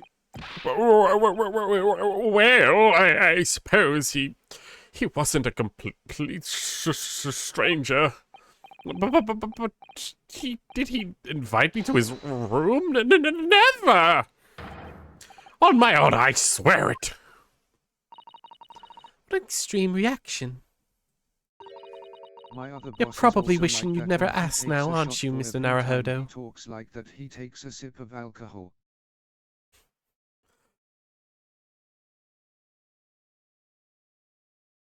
Got a little bit of Tourette's, or just stutters. Man. I don't think I've ever, like, stuttered whenever I try to lie. I think I just consistently stop talking in between sentences. Don't actually keep that in mind, though, because I might just do that randomly. And that doesn't mean that I'm lying, it just means that I'm an idiot who can't figure out what to say. Anyway, when we found him here, I felt wretched, which is why I sent word asking you to come. Oh, it was the inspector over there, through that inspector over there. Oh, yeah, and there's Sholmes being a freaking weirdo. He does this all the time. He just shows up and poses like this, or like hangs off a thing, or just like, he's just weird. Okay, let's give him some time. He clearly wants the attention. Mr. Sholmes, what are you doing? Ah, you need only observe to know it, my dear fellow. Investigating, naturally. There's nothing natural about that pose. So he's a JoJo reference LUL. Basically. He's one of those aloof characters that you can't really ever, like, guess what he's doing or thinking, but typically what he does tends to lead to the correct destination. Mr. Sholmes, have you made some miraculous discovery? Patience, my dear madam, patience. We've not been here in this room for 5 minutes. So far, all I've managed to deduce is what actually happened. My goodness! Oh, we're having another one of these. Okay, it's the first time it's happening in this game. But I feel like it's best answer everything, right? But isn't everything we need to know, Mr. Sholmes? Isn't that everything we need to know? Now that you propose the idea, I believe one could indeed see it that way. At the present time, I have managed to draw 2 incontrovertible conclusions. The first is that there was a physical struggle here last night, in which the victim fought for his life. Yeah! Ah! Mr. Natsume, what's wrong? There's something that Mr. Sholmes said significant somehow? I mean, it's possible that he just choked on his food and died on his own. Like, I feel like that might be the what happened. No! Don't mind me! Forget I was here.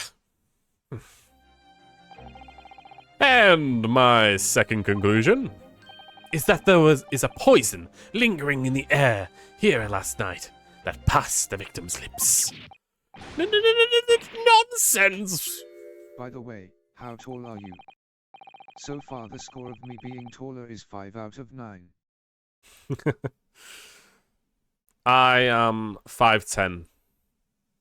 Last time I checked. Oh my god, this is a new pose, I think. I'm like straining and looking around. I have a 5'10" or 5'9". But that's me measuring myself against a wall and using a tape measure, so...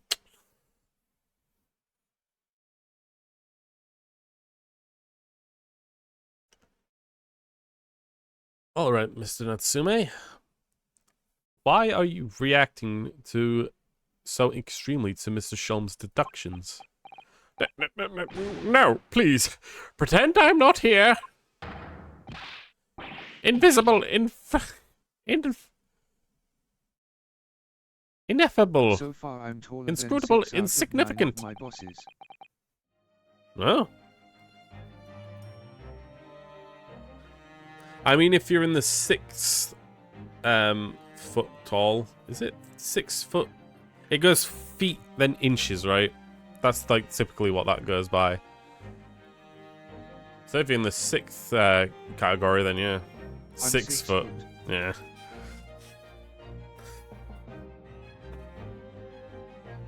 I almost got there, but too bad. I'm just below.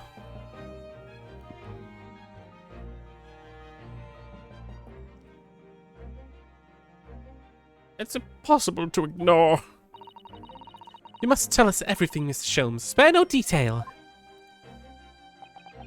But of course. Let the theatrical tragedy before us be unraveled by my great deductions, presented by the pleasure for your pleasure in 2 acts.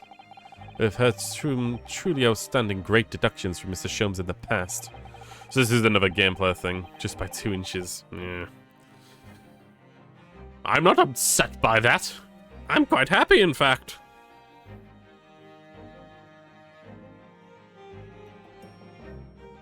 All I need to do is put on some tough boots. Then I'd push those inches up.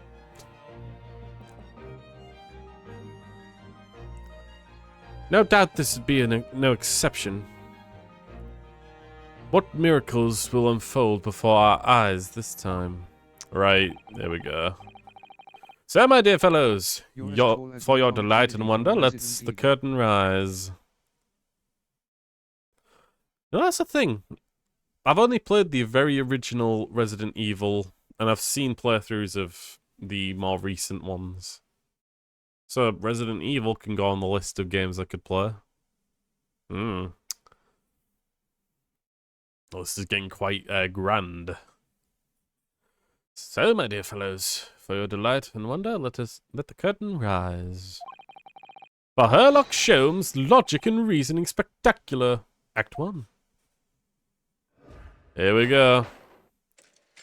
Sadly, the first part of this is essentially just listening to Sherlock incorrectly say everything wrong.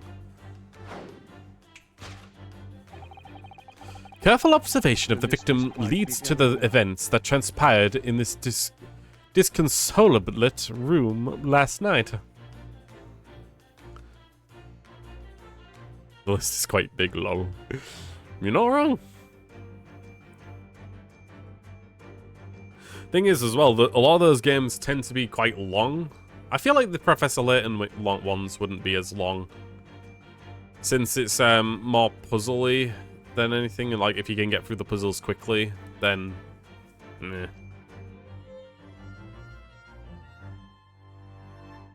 Careful observation of the victims reveals us to the events that transpired last night. From the foam of the mouth of the deceased clearly indicates that the use of poison. Next to the victim, we also notice a large dining plate, which contains, you will observe, half the size of a bar of soap. Meaningful, indubitably. Why is the soap set so purposely on the dish? Like the victim's last supper, in fact? Yes. Could it be that the man was about to eat it? Of course. The fork reveals the answer. Sumi's just looking at the camera like, you understanding this shit? Because I don't understand a shit. Think what he just said. Soap? A guy's eating soap? It appears that the young man's appetite was his undoing. Taking up arms in the form of his cutlery, the victim engaged in a deadly battle for his life. Yet the struggle against his hunger was in vain, for in the end he couldn't resist devouring the slippery feast. But London's foul soap is besmirched by foul poison. Yes, the victim's life was claimed by a poison that tainted the contents of the plate. The soap, and the lather about the young man's mouth are too perfectly matched to ignore. The cause of death was clearly intoxication due to excessive ingestion of foul soap.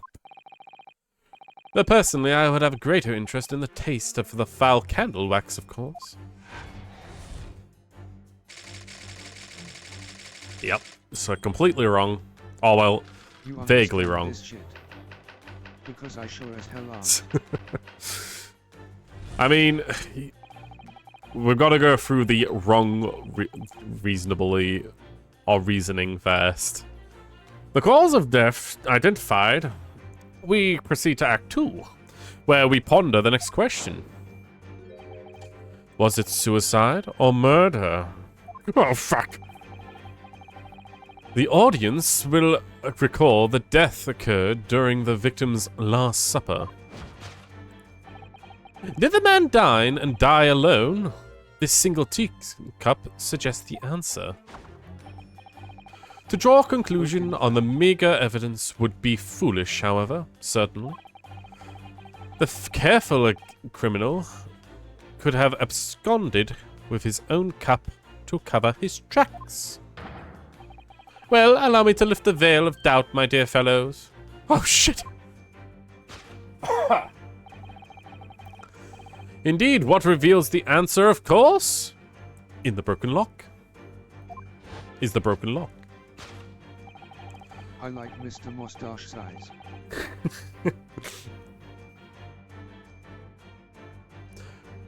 Though forced open now, at the time of the incident, this door was locked. And the sole key is in the victim's pocket. In other words, when the victim consumed the poison, he must have been alone. Alone with his inferior soap, from whence wafted an inferior scent. And with the acidic aroma lingering in the air, the victim met an end in tragic solitude. We can take comfort only in the fact that his soul was well cleansed on its way to the hereafter. Seriously? Jesus Christ. Anyway. So, Sholmes is suggesting he ate toxic soap, died because of it, all on his own in this room. Oh boy. Okay. Thus concludes the final act of Sherlock Sholmes' Great Deduction.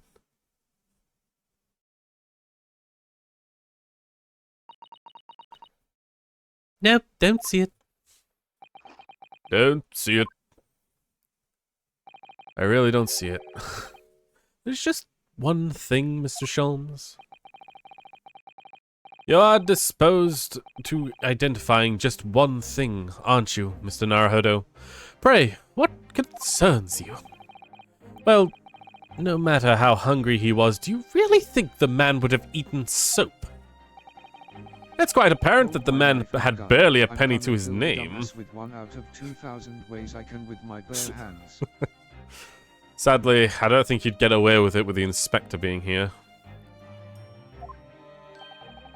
It is a curious thing, but to one so destitute, soap can suddenly appear quite irresistibly appeasing, appetizing. How extraordinary! In truth, I have tried a little soap myself in the past, as have I. You shouldn't, because it's chemically, like, terrible for you. There's a reason why you don't drink shower shampoo or anything like that. You've eaten it, you mean?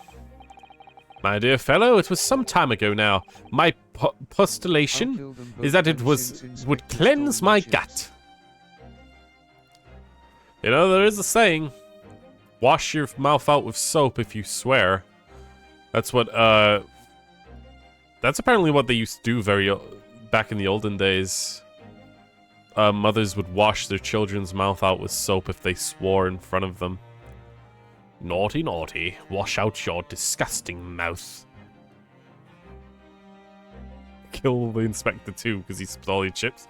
Pretty sure, even though we're in Britain, this is like a time when guns were still a thing, I think.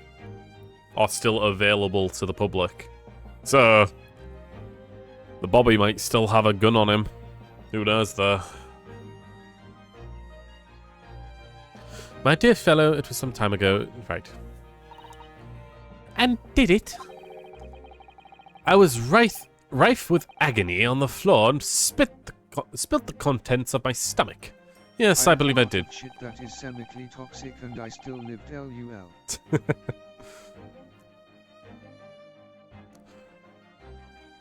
Honestly, the craziest thing I think I've eaten is a magnetic ball. When I was like really young, we had like these magnetic toys.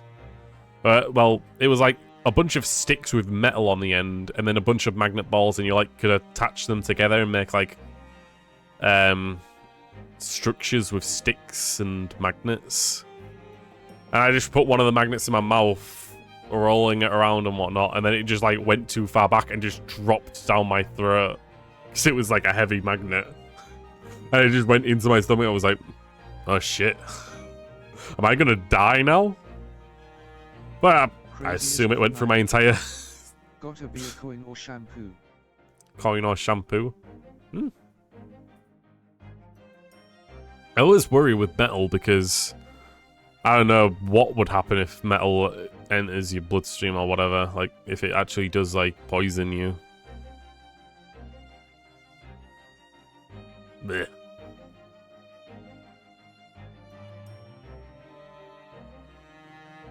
Coin and shampoo. I don't think I've ever eaten shampoo. I've tasted it before, of course, but nothing ever makes me want to put it in down my throat. The experience taught me a valuable lesson. Soap is quite poisonous.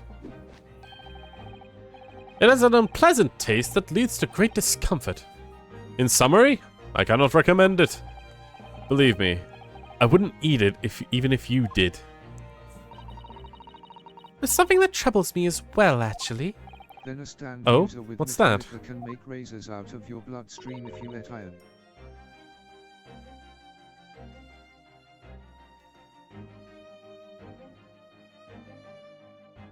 You know, there's a weird... I don't know if this is possible, but there is, like, iron in your blood. I'm not sure if it's, like, the same as metal. But, like, that's the reason why your bloods can smell coppery or, like, metal and taste like metal. It's because there's, like... I think there is iron in your blood. Or some sort of chemical that's the same as metal. Weirdly enough. Although I am just speaking out my ass right there. I don't know exactly the... You ever drank blood? Ever drank blood? I've tasted blood quite a lot. Either from just licking my own wounds. You know, saliva is a good healing. Saliva does have some sense of healing properties to it. But yeah, not drank, but more just like tasted. And it is very metallic. Smells like it as well. I like licking the blood from my wounds. Wonderful. It's good to know that we're both weird like that. It's not Mr. Natsume. Ah! I couldn't help but notice him shivering and quivering out of the corner of my eye. It's almost as if Mr. Sholmes' deductions touched a nerve somehow. Nonsense! Oh, that clenched teeth episode didn't last. Everybody is worried in their own little ways. True. If everyone was normal, then it would be exceedingly boring to be alive. I feel like. Hi, how are you? Hi, how are you? We're going to the movie tonight? Yes, we'll watch the movie where everything is okay. Thank you, yes, that would be wonderful. What do you think about the movie? I think what you think, which will be anything, really.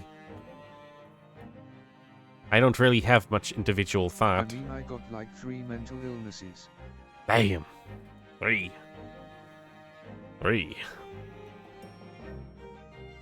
I never tested myself for mental illnesses.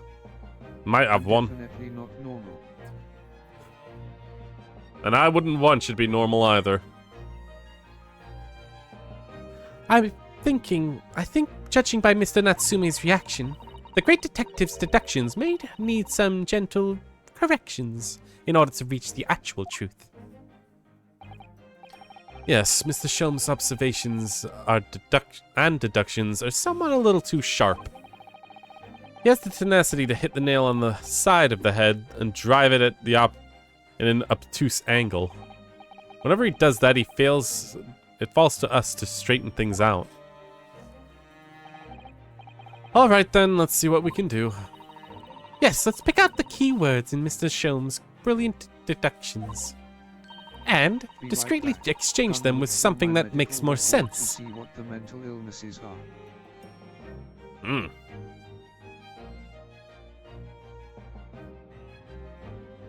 What I don't know can't involuntarily make its way into my brain, so I don't need to know about mine, if I do have any. Although, if if I did have them, they'd probably actually be as big as a problem enough for me to know about, right? So if we can do that, I'm sure we'll arrive at what Mr. Sholmes meant to say in the first place. in that case, are you ready for the second performance of the day? Once again, my dear fellows, for your continued delight and wonder, let the curtain arise. For Mr. Sholmes, Logic and Reasoning Spectacular, Act 1. Yep, we gotta do a correction course. Course correction. Hold it, Mr. Sholmes. Alright, I might actually skip some of this dialogue. Careful observation of the victim lets the events that transpired at responsible light. Depression, paranoia, and social anxiety. Well, I can say I have trouble with being social. Depression? Eh. And schizophrenia. Oof, boy.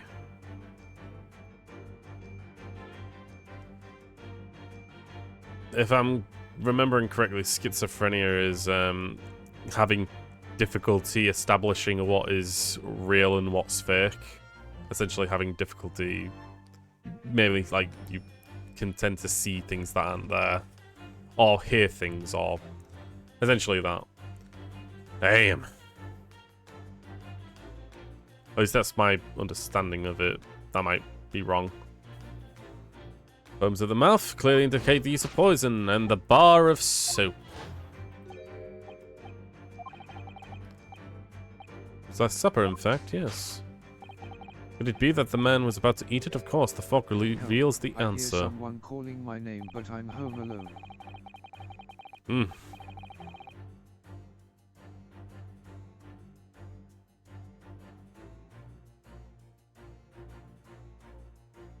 Nah. Well, you can't deny that the fork implies the man was eating something, or about to eat something. Yes, that's true. But if we were to decide to eat some soap, I would prefer to use the fork than to attempt to eat it with chopsticks. And of course, only half of the bar of soap is left on the plate. But might there not be some other explanation? Something material that proves whether or not the man actually really ate some soap. There's clearly a splotch on the table, but I mean, there's a teacup and it's empty. Do you think he was drinking tea with his soap? The cup is empty, so there's no way of knowing. Ah, how about this for an idea? Perhaps the cup was full of water, and he discovered the soap was in it, so he could gulp as much down as possible. Please remember that he may not have been an actual soap lover that he's been made out to be.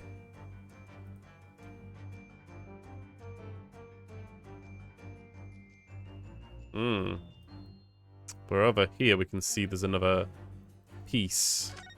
So he hasn't eaten the soap, even though it's probably not a soap. Look, there's more soap on the floor here. Mr. Shamspeare must really have loved the stuff. Let's not jump to conclusions, Mr. Naruhodo. Look closely at the soap. Oh, wait. Do you see if they would fit together perfectly with the other bar on the table? What? How can that be? I think that there are two halves of the same bar that broke apart. Okay. And I guess that's what we're presenting.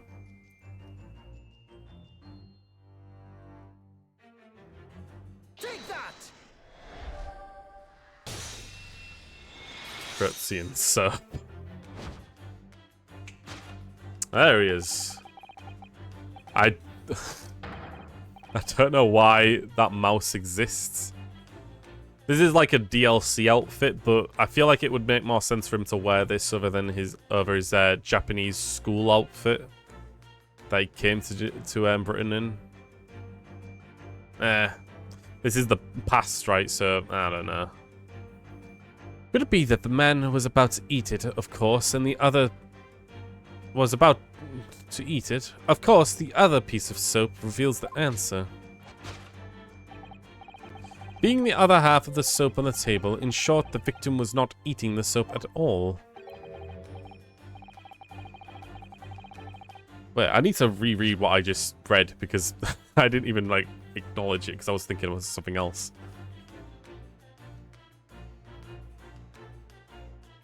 It being the other half, the soap. In short, the victim was not eating soap at all.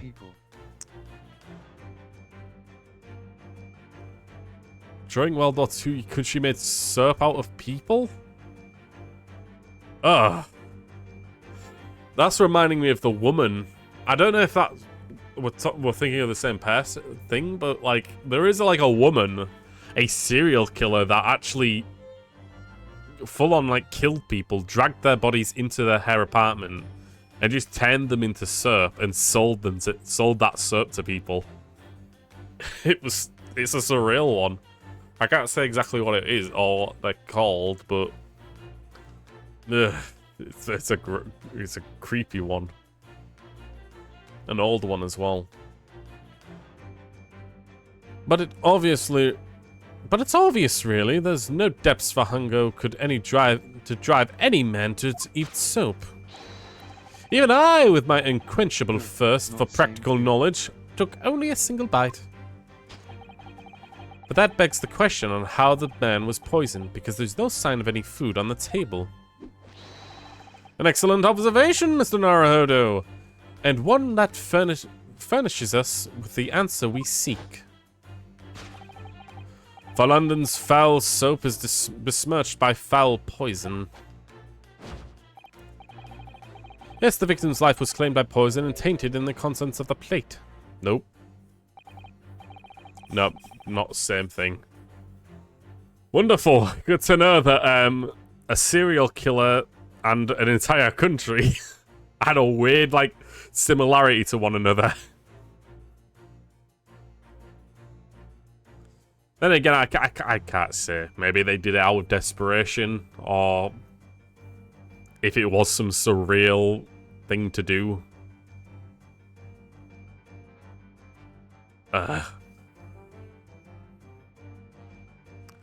Mr. Shelms is pushing the soap argument, then. Perhaps he's suggesting that the man licked the soap rather than ate it? If soap in London is that poisonous, I don't want to be washing my hands with it. But there's no sign that there's any of the food in this room at all. Of course the food is the only thing that passes people's lips, is it? No, it's tea.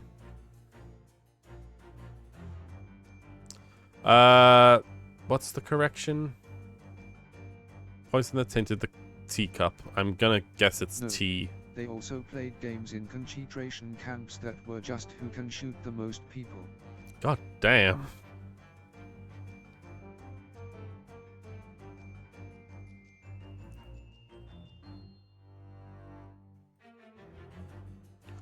I mean, everyone in World War II was going a bit crazy in Europe. I'm proud to be Croatian. I mean, I don't know if it's the Croatians that did it or if it's the German people who invaded. I'm guessing it was probably invasion more so than, I don't know. Or maybe the Russian, I can't say for sure.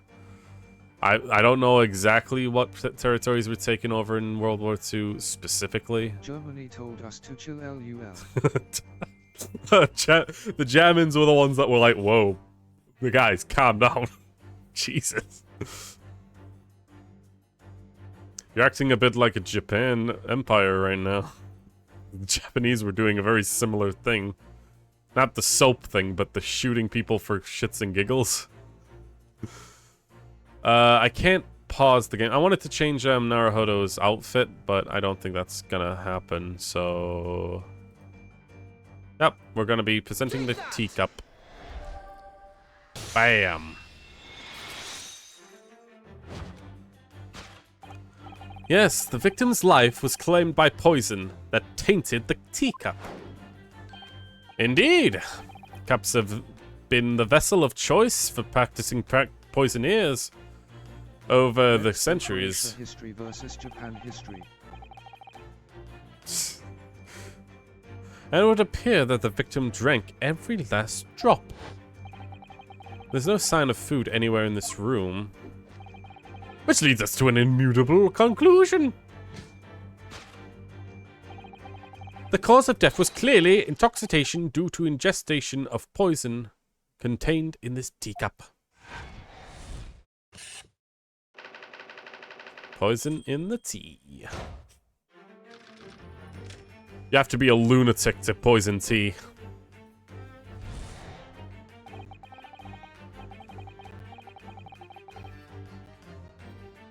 The cause of death identified. We can proceed to Act 2, where they ponder the next question. It started because you saw soap. Oh man. Can only imagine what else is within your mind. only we'll see the craziest stories whenever we see what, like, Tipex or something. Was it suicide or murder? The audience will recall the death occurred during the victim's last supper. Did the man dine alone? A single teacup suggests the answer. Ah, the Western vessel for induced hot drinks again. It's already featured heavily in our deductions so far. Yes, we can only imagine that shortly before his drink, Mr. Shamspeare was having a drink of tea. There would be nothing remarkable about that, but what troubles me is Mr. Natsume's reaction when he heard Mr. Sholmes suggest it. There's more to this deduction than it seems. We must closely examine the scene of the crime for some more clues. Serious Sam. That's a... Honestly, I honestly don't know much about Serious Sam. I know that it's, oh, hello. It's another teacup. But yeah, I don't know much about Serious Sam, because I don't know much about... I haven't heard a lot about it. So that's another game that could be playable.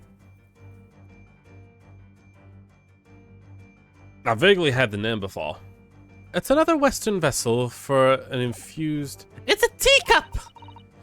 And it's empty too. This too is empty. Given that he's actually holding this one in his hand, we can assume that the teacup for which Mr. Shamspeare...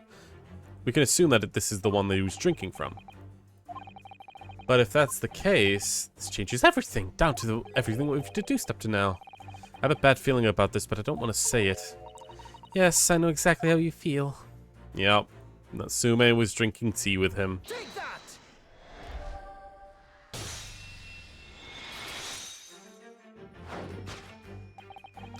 Did the man dine and die alone? The other teacup suggests the answer. Yes, there were two teacups in this room all along. Ah! In other words, this is a strong indication that at the victim's last supper, there was a guest present. At the very least, we can now say with certainty that someone else was in this room last night making tea with the victim. What are you talking about? Utterly, unbelievably, undestinably unreasonable. To draw a conclusion to such meager evidence would be foolish, however, certainly. In which case, the more we deduce about the possible... In which case, what more can we deduce about the possible guest at the table? Well, allow me to lift the veil of doubt, my dear fellow. Ah! Do you mean to say you know who exactly was in this room at the time of the victim's death? Indeed! What reveals the answer, of course, is the broken lock. Nope, that is not it. Not sure where this deduction is going now. I'm afraid it's too late to go back to the Highclone days of eating too much soap. But the identity of the guest who was in here last night when the victim passed away is something I have a very bad feeling about. Well, you can't try to ignore your feelings. Well, you can try to ignore your feelings, but we cannot ignore the truth, Mr. Naruhodo. No, I suppose not. Time to look around again.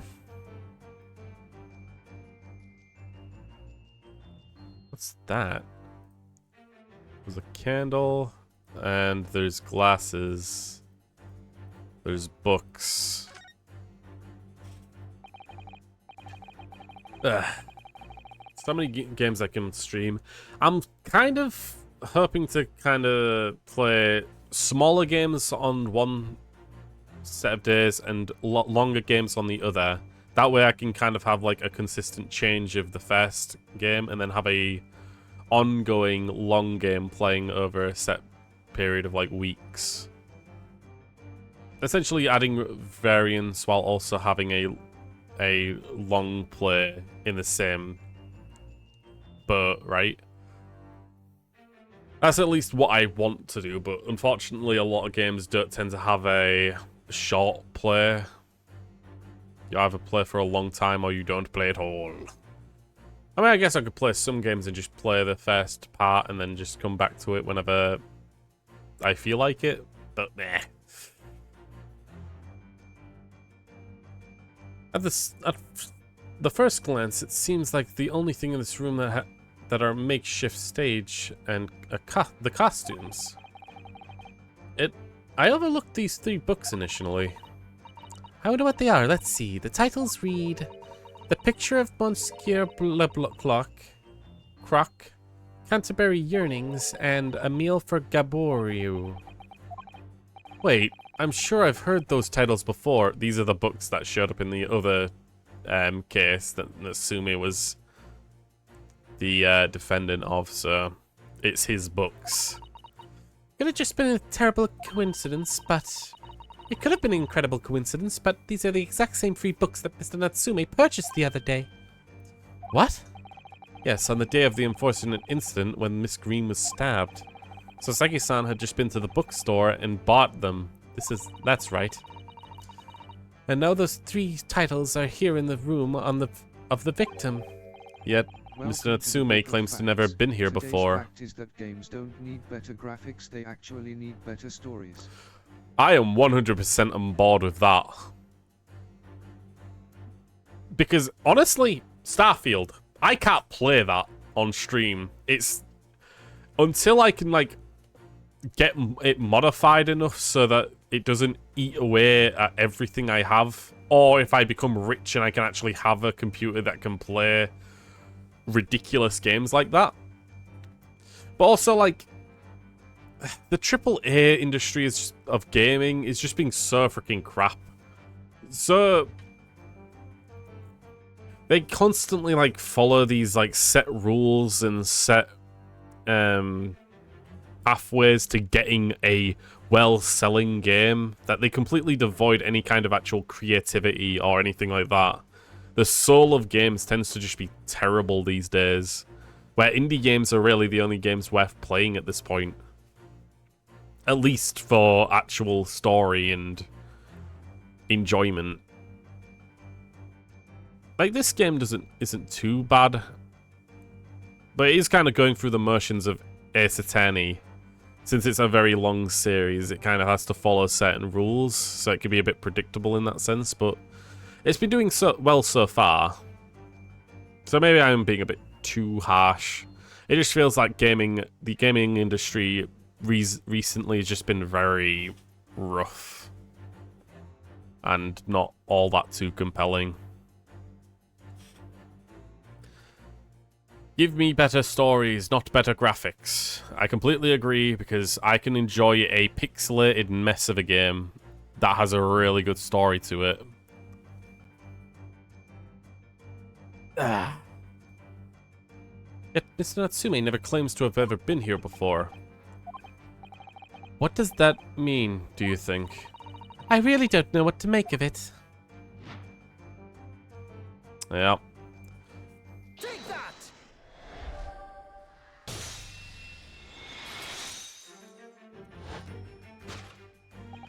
Indeed, what reveals the answer, of course, is the familiar pile of books.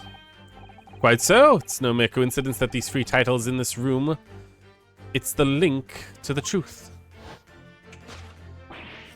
Ah! Mr. Natsume, you purchased these books 4 days ago at the second-hand bookshop. Indie games made by like 1 to 3 people made have better story than games like fucking Fallout 4 or shit like that. I completely agree with you.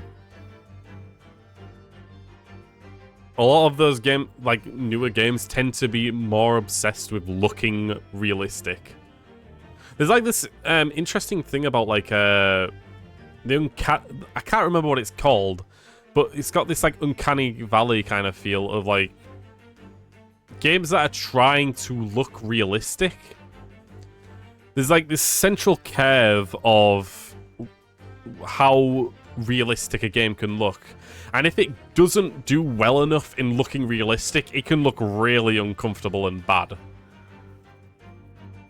And unfortunately, a lot of games end up going into that bracket of like uncanny valley, really bad looking human beings. Like if they don't try hard, try hard at all, the game can still look good with its own kind of charm. I'll give some examples right now. Amori, Mad Father, Iconoclasts and Lisa the Painful. Omari I've played through entirely. Lisa I played a bit. I've literally got like very old videos on my old YouTube channel. Never played through the entirety of it. Could do that on stream at some point. Mad Father I've already seen a playthrough of. I haven't seen Iconoclasts yet. Could look into that. But yeah, no, there's games like made very small teams and are exceptionally good. I think Undertale was a very small team to it, and it was really, really, really, really good.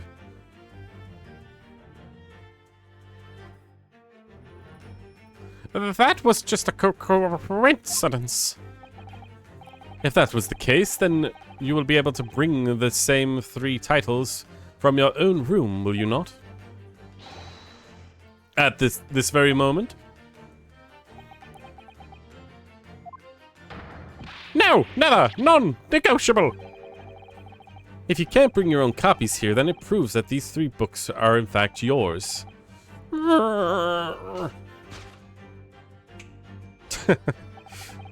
Having purchased your books 4 days ago and returned to your lodgings, you were arrested the very next day.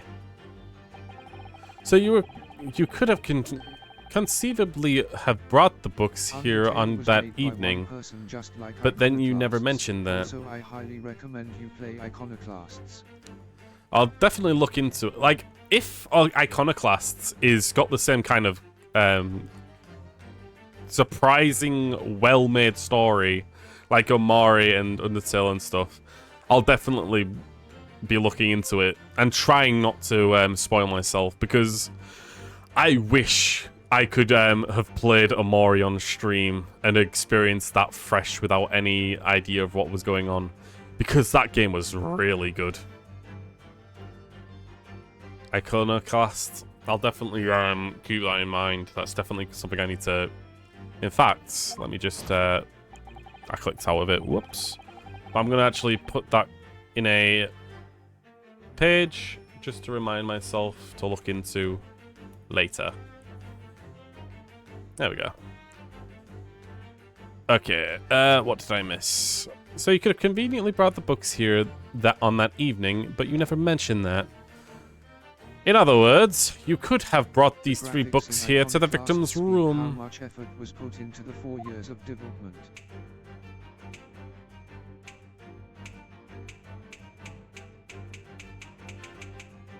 Jesus Christ, that freaking animation.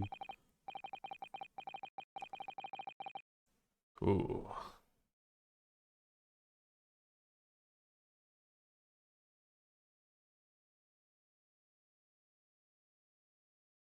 Huh.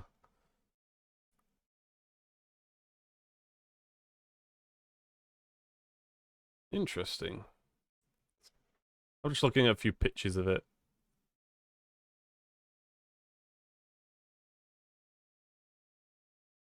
It's got very high ratings as well, so yeah, definitely. Okay. Last night you returned to your lodging. Oh. Last night, having returned to your lodgings after the trial concluded at the Old Bailey.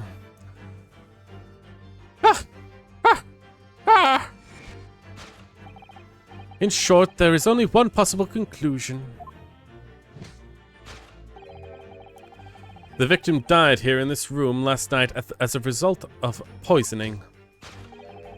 And the same night, the victim had a visitor. And that visitor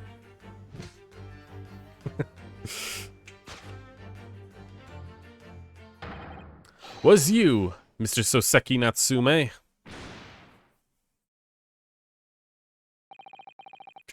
That concludes the final act of Herlock Sholmes' great deduction. There you go. So, Soseki Natsume at the scene.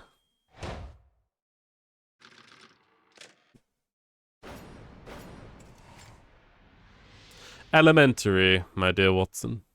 Or fellow. Or whoever you are. So, hold on a moment. Can I... Oh, I can't. There we go. So, let's go ahead and save. Since this is a flashback case, I'm gonna quickly go back to the tailor and take off Ryunosuke's British outfit, since technically he shouldn't be wearing that. If you think about it, canonically, like trial 4 and then 5, he wasn't wearing it. At least not in my playthrough, so he should still be wearing his Japanese uniform.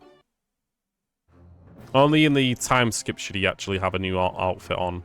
That's how I feel about it. And I will not change my mind. Not again, not again, not again! Not again! Well then, Mr. Natsume. It would appear that you have to accompany me down to the yard. Again. But wait! Hold your horses! Yes? Door! Key! Locked! Entry! Exit! Entirely impossible! So flustered he's being even stranger than normal. What? You think that's an alibi? You just made a copy. What? You live in the same building after all. You had plenty of opportunity, and I'm sure. But. Misery me! Sorry, sir. You'll have to your chance to give your side of the story later. The facts speak for themselves, Mr. Mustache. You horrible Herlock Sholmes! He's really found himself an arch rival now, hasn't he? Come on now, no dilly-dallying, outside. There's a carriage waiting. Welcome, student, Mr. Naruhodo Esquire. I never imagined it'd be in this position again, but... You have to help me, please, please, I'm innocent. Alright, I understand. We'll come to your cell later and we'll talk about it. And one more thing. Oh, yes? My poor little kitty cat.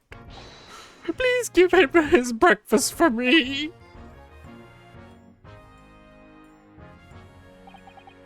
And so, his evil curse, still apparently unbroken, Soseki-san found himself once again the prime suspect of a case of murder. And he replied with blasphemy, I shall not have such talk in my kingdom. Context, he's a vampire that took over a kingdom. Then I replied with blasphemy, I just talked about it lol. Spoke to a boss, said Sprite is better than Dr. Pepper.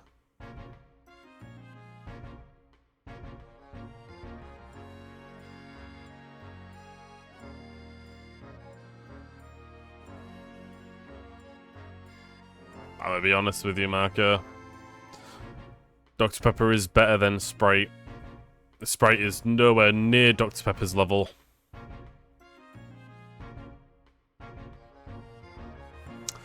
For shame of you, for you will not utter the words Dr. Pepper is not as good as in this kingdom.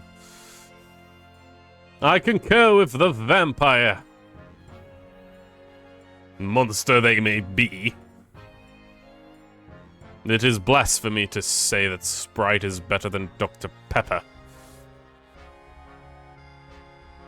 Okay, what about this? Pepsi is better than Coca-Cola. I don't have an opinion on that, really. They're honestly equally the same to me. Not the same, but they don't hold higher value to me in either way. I think Pepsi Man is funnier, though, so Pepsi is technically better than Dr. Coca-Cola, since Pepsi Man exists. Pepsi Man!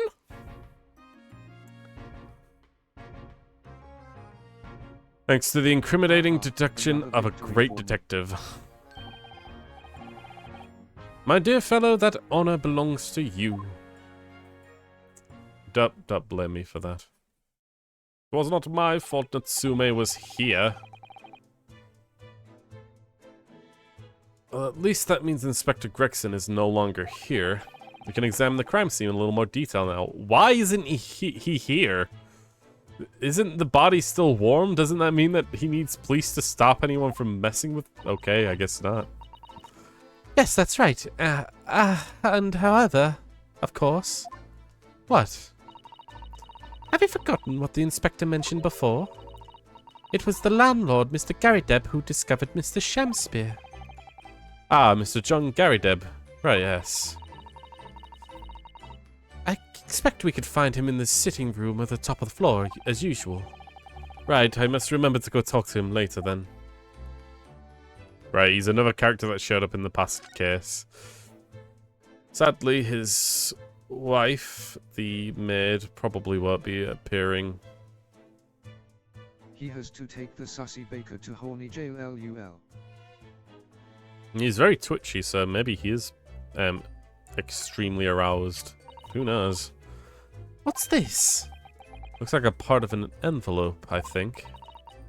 Yes, I think you may be right. Perhaps it was torn off when the letter was opened? Is that significant? Well, it's a little out of place, perhaps, when you look around the room. There's no sign of a letter, or the rest of the envelope that, in fact, is there. Ah, she's right. And here we have a torn off end of an envelope. It just strikes me as unusual. I agree. Better take this, just in case. Hope no one cares that we steal this. Well, I suppose we're taking note of it. Okay, these freaking outfits. Look at these extravagant, bright costumes. Be right back. Gotta wash some dishes. Alright, take care, Maka. Somehow, they look out of place in this room, with the grim, shady going-ons. This one looks like a king's attire. A king? I've always dreamt of being a king. Oh, I think you'd be more suited to a feudal lord. A daimyo or such like. With a konmage topknot? Every Japanese man wishes that he had a konmage? Oh my god, I don't know what that is. Oh, you'd look wonderful with one. And you already have a sword. Oh, is it like that, is it kind of like when your hair is tied up and like sticking up from the back? Kind of like how Cody and the Steel Samurai kind of look? Maybe. Is that... I don't know. Can you imagine what would happen if I walked around the streets of London with a kamaraj and a sword?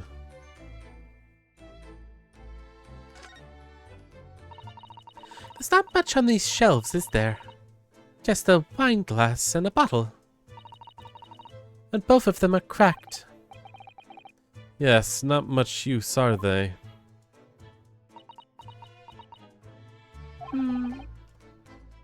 What's the matter?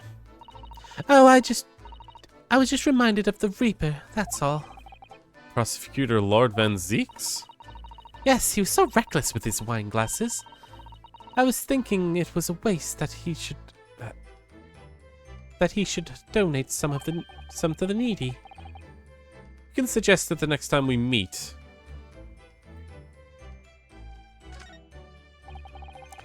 It's a gas wall light, isn't it? Must be connected to a gas pipe in the wall. Gas lights, a gas stove. London really is a city of gas. But now that I think about it, Mr. and Mrs. Gary Deb had an open fire on the top floor, didn't they? Oh yes, you're right. I don't recall seeing a gas stove up there. Well, I much prefer the real fire anyway. It's so much cozier. It's a gas lamp. That is technically a real fire. At least that's what I think. Alright, this thing. It's got a lock on it and a green thing. And here we have another disproportionately large machine. It looks like a meter of some kind. Ah, this is a gas meter, I think. It seems in this district, residents pay for gas. They use it with coins. Ah, I see. Yes, now you've pointed it out. I can see that there's a slot there that looks like it would take a coin. So you mean if you put a coin in there? That's right. It would buy you about 2 hours of gas for lights and heating. So if you were a poor person with no money, you'd have to sleep in the freezing cold? Yes. Or if you were a scatterbrain with no change because you forgot to exchange your money at the bank. Thank goodness there's no meter in our office. Living the privileged life, huh? As we've seen from the outside, the windows are completely bricked up. A visage of the former window tax the Britons had to pay. What a strange thing they used to tax in Great Britain. I mean, making people pay for the number of windows they had on a property? It's extraordinary. It's heartbreaking to think that the poor having to block up their windows just to avoid an unaffordable tax. Oh. What is it, Miss Susato? If you look closely, a number of bricks are loose. Oh? Oh. Oh, yes. It looks as though an amateur's broken out a few of them just there. Here. Was it Shamspeare who did it, I wonder? Being the lodger renting this room. Ah, look at this, Mr. Naruhodo. On the outside, there's a little ledge. And there's something on it. What? Outside? Better continue with that, I guess. It's so cold outside. You can feel it through the gap. It did. Oh, was that her? You can feel it through the gap. It did snow all last night. It would be cold. But more importantly, what is it on the ledge out there? What are those snow-covered lumps? It's more bars of soap? Soap? What are bars of soap doing lined up on the ledge outside of the window? I have no idea. But a pair of them looks rather charming like that. Still, it's very strange, isn't it? Bars of soap lined outside the window. I think perhaps we should take one, and there's two after all. Oh dear, I suppose we could. Oh, what's this? Looks like here at the soap. Look at this at the soap. Do you see in the middle there? There's a patch of a different color. It looks sort of transparent, but... It looks like a sort of fancy design, I suppose only of Great Britain. It looks like the Hinomaru flag of Japan, doesn't it? Oh, how wonderful! It's probably a very expensive brand. Expensive? It's probably an expensive brand. Expensive? Then what's it doing in this ramshackle old room? It's one of the two that were found there. Alright. Can we get a little closer look at it? Part is a different color. It's quite an exquisite design, isn't it? Trust the British to turn a boring bar of soap into something special. I quite like it. It reminds me of the Hinomaru design of the Japanese flag. I expect this to be rather expensive soap. It doesn't seem likely given who it belongs to. It's not a design, it's a thing that's hidden inside the soap. That's the thing. So a soap maker is essentially hiding things inside soap. That's what I'm supposing is the main thing here. Oh, the poor man, so young to die. Do you suppose it was a very painful death, being poisoned as he was? I don't know. All we can do now is hope that he'll be reborn into a better life. Yes, I suppose you're right. I wonder. So these guys believe in reincarnation, at least. Huh. Do you think he'll be... that putting on our hands together in a Japanese prayer will help British soul? Sorry? I made sure that I had a reference at the ready for such an occasion as this, actually. This book is entitled The Beginner's Guide to Praying for the Departed, the British Way. I'll just reread it now. One moment. There's quite a spine on that book, isn't there? Alright, let's continue on while she's doing that. Oh my goodness, that's not... It's the stage that I'm looking at, okay. I'd open that board up because it looks different, but I guess I am not that important. Okay, we got a stage. A little castle design as well, that's cute. This is some sort of makeshift stage, I think, isn't it? Where does the audience sit, though, for the mighty Shakespearean performances? Actors aspiring to the great stage must precise their art, Mr. Naruhodo, with or without an audience. In fact, on a related note, perhaps you should set up a mock bench for the defense of in your office. What? Then you could practice your art every single day. I'll think about it. Oh, that means to skip that. I'll think about it if you promise to don a beard and play the role of the judge. But well, if that would help you achieve your goal. This I have to see. She's so easily swayed. Okay. I'm not seeing anything different to look at. There are a lot of boards blocking holes, so I would have looked closer into those, but it looks like there's nothing else to see.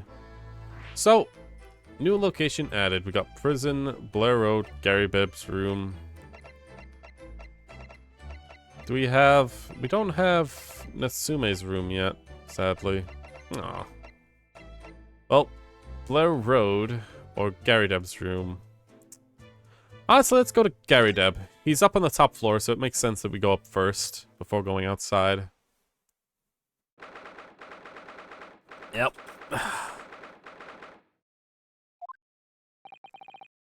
Here we are again. The eccentric landlord's eccentric top floor abode. Here we are, because Mr. Garideb was the one who discovered the incident this morning. Don't forget. Hello. Ah, you chaps, eh? I can't remember the voices I did for a lot of these characters, so if they're different, it's just because I'm going off the cuff. Yes, good morning, sir. Thank you for your cooperation in court yesterday. It was quite a trial. As much for Mr. Garideb as anyone, really. Came straight back here to tell after all that business at the Bailey yesterday. Didn't expect to wake up to a bally nonsense this morning. I wonder if you wouldn't mind telling us exactly what happened, Mr. Garideb? Yes, I suppose I could tell you all about that. The dead loss of an actor chap on the ground floor. No. Those were the exactly the Mr. Gregson's words, weren't they? Oh, we're gonna be talking face to face this time. Okay.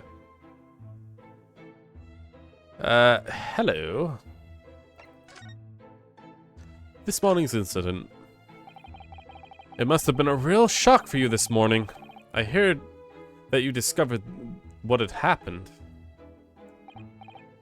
Ah, well, the homeless actor chap rises at 5 o'clock sharp every morning without fail.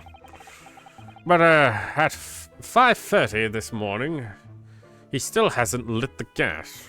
He still hadn't lit the gas. So I went down and knocked on his door, but no bally answer. Right, I need to change his bally to bloody. No bloody answer. And that's when you broke down his room by kicking the door at his door?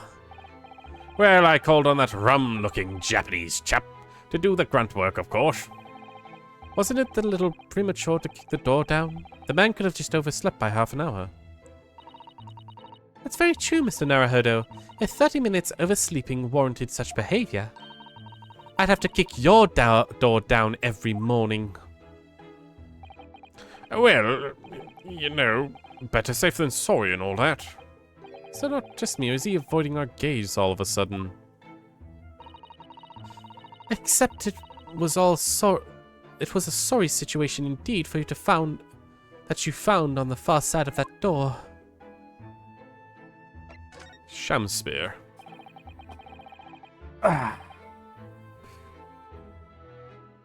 Victim's name is Mr. Shamspear, I believe. Is that right?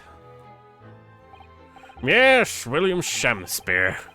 Took to the ground floor room 3 months ago. And how would you describe him? In a word, destitute. Destitute? Well, let's face it. The only redeeming feature of that room is the cheap rent. Anyone wanting to live in a place like that is either broke or has a bloody screw loose. So hard to choose which category Saseki-san would fall into. Mr. Naruhodo, that's a little rude. I thought that. He was doing research as well. Research? Into what? Shakespeare, of course. Shakespeare. Read a few plays of the old bard myself. Of course, you know. Romeo and Hamlet. That's on that and all that. Yes, William Shakespeare is England's most highly regarded classical playwright and author. He's known for a sao in Japanese, as you know, and many of his works have already been translated. It seems incredible that Shakespeare was shortened to sao, though. Someone was too heavy-handed there. There were a lot of costumes in the victim's room, actually, weren't there? Of course, Mr. Natsume is a scholar of English literature as well. I imagine he and Mr. Shamspear would have had much in common. Shakespeare interpretation disagreement leads to shocking murder. Let's hope it's not that. Mr. Naruhodo, really, how rude. How are you reading my mind? Anyway, yesterday's events. After Mr. Natsume's trial yesterday, you came straight back here, I believe, didn't you? Did you notice anything strange between then and this morning? Well, now, it must have been about 6 in the evening by the time I got home. Snow was coming down rather heavily, as I remember. It was completely dark already. The failed actor chap was out at the time. Cigarideb noticed that there was no light in his room or something, I suppose. Couldn't summon the energy for anything much, so I just sat in front of the fire up here. It was after 8 before the Shamspear got back. And the chap that was up until past 1 in the morning, I'll have you know. Suppose he met some end at some time after that. I was asleep by then, so I'm rather in the dark here. Well, thank you. It was very illuminating. Is everything all right, Miss Susato? Well, I was just thinking that it's a little strange, that's all. Mr. Garrideb, you were up here in your room all evening, if I understood correctly. Not a big fan of stairs, not with the blasted legs. Then, how is it that you seem to know? The precise movements of your tenants on the ground floor, I mean. That's a very good point. I can't imagine that you'd hear noises from the ground floor all the way up here. Does this old man like to spy on his tenants? Is that it? I say, I know what you're thinking. It's a bloody outrage. I'm ex-military, don't you know? Don't go around spouting on my tenants. Why would I? Then how did you know, Mr. Garrideb? It's the gas woman. The gas tells me everything. The gas?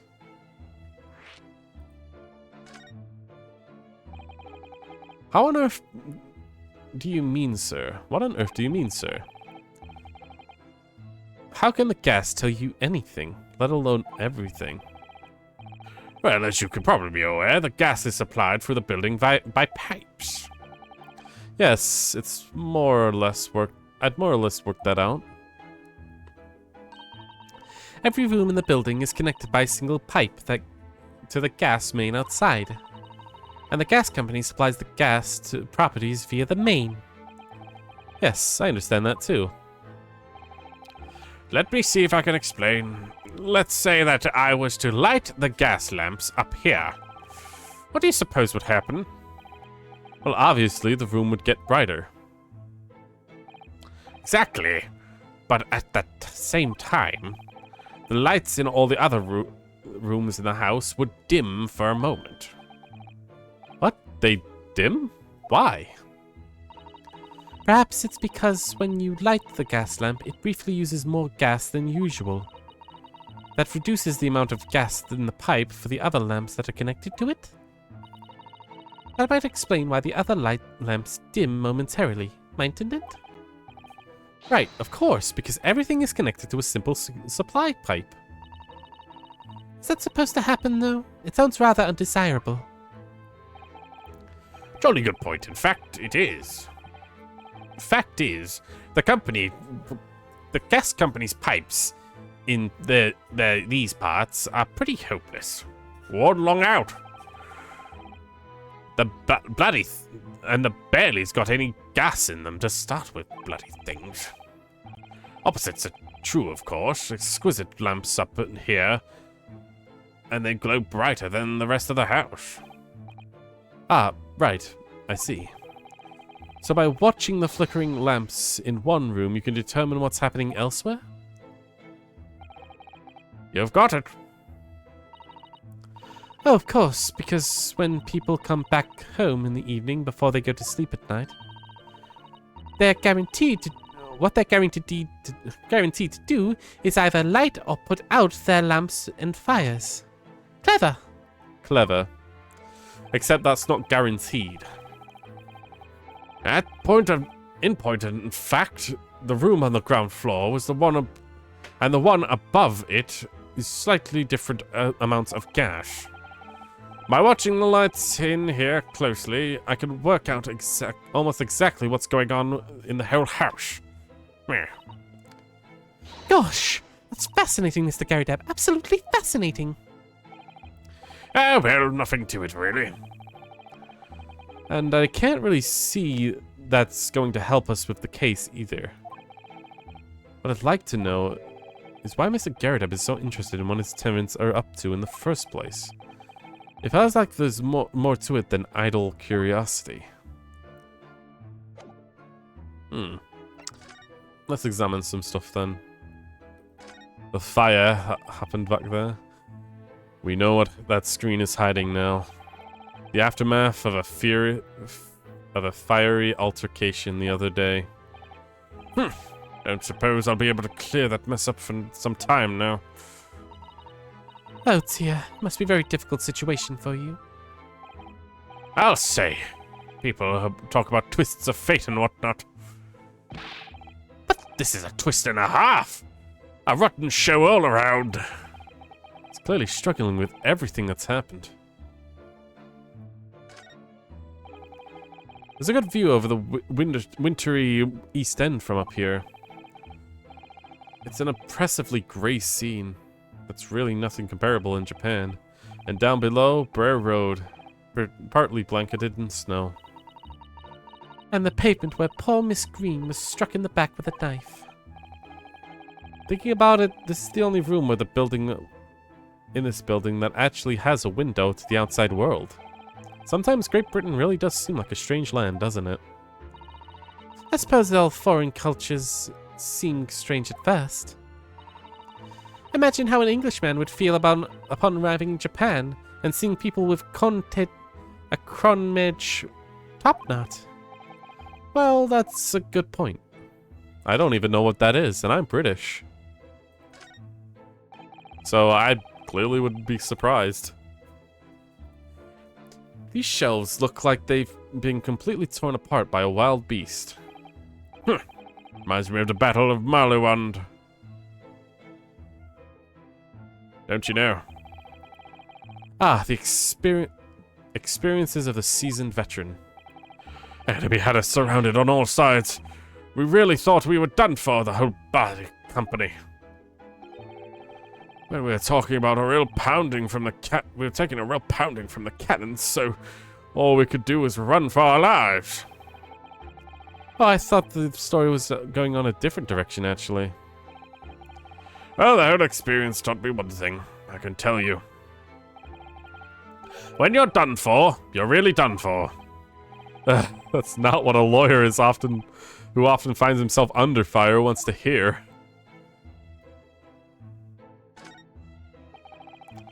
That's an impressive collection of cakes on a fancy silver cake stand there. I feel sure that it was full of cakes when we first investigated here as well. Yes, quite right. Haven't touched it since. Haven't done much with it all really, since it happened. Time's rather slow, it's rather stood still for me, you know. Oh. Time stood still? Now that's an interesting phrase. Might be able to use that excuse when I'm supposed to be tidying the office. Don't fucking try it. You should just tidy up now, Mr. Naruhodo. She really has learned how to read minds. Ah yes, those enormous mortar shells. It's quite something seeing them up close, isn't it? Didn't you say something about firing them into the barracks, Mr. Garadeb? Ah, you remember, don't you? Just a little mishap that occurred during training one day. What are you doing firing at your own men? The captain bellowed at me. I'm not surprised. A little mishap doesn't really do it justice, does it? Well, one of these little incidents when one's a hot-headed young private. Perhaps I should put some evidence that resulted from one of my little mishaps on display. Oh, does a great lawyer like a great detective want to exhibit some trophies of his finest moments? Stop reading my mind. Good to see Mr. Garadeb's Medal of Honor is still proudly displayed on the wall. The inscription reads, "For distinguished participation," if you remember. Yes, I remember, because I remember thinking even I might stand a chance to picking up the honors like that. Wouldn't know it to look at me now, perhaps, but I had my devil may care days, you know. Devil may care? Why did you get up? What did you get up to?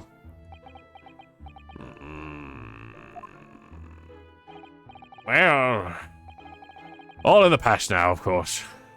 Best left there. Best not. I want to know more now. Tell me how your best friend died in your arms. No, thank you. Is that your military uniform, isn't it, Mr. Garrideb? Well, ceremonial garb, yes. Been hanging on the wall ever since my retirement bash. Not in active service now, you know. Doesn't mean much to me anymore. You could find the old thing if you could have the old thing if you wanted. Well, it might suit Lord Van Zeeks, perhaps. An overly obstreperous outfit like this could be just what he needs. Very tactful, Miss Susato. Very tactful indeed.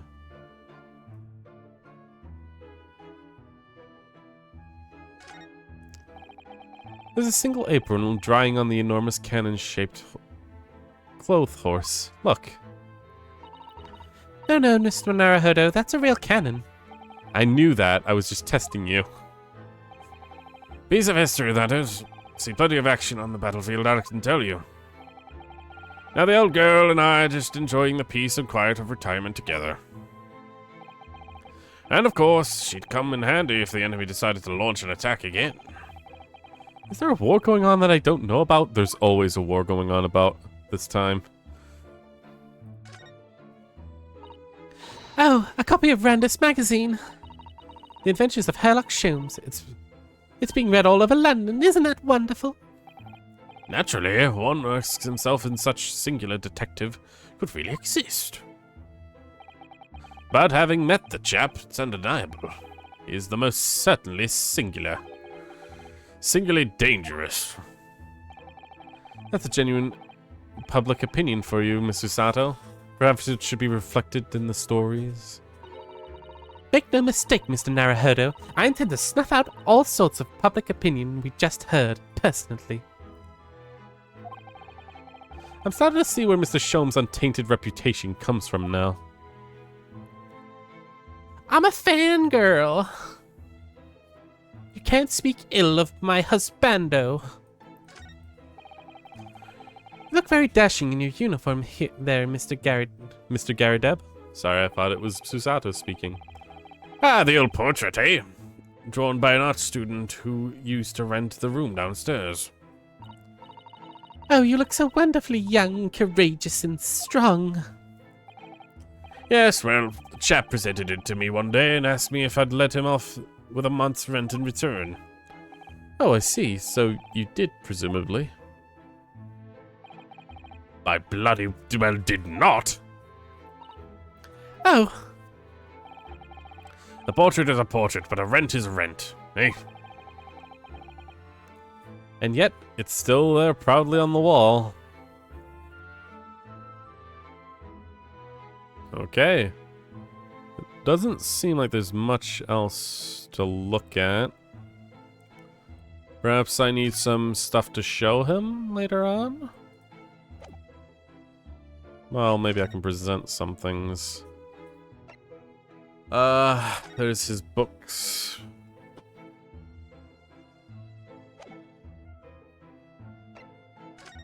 There's a street map. Again, we've got this stuff back.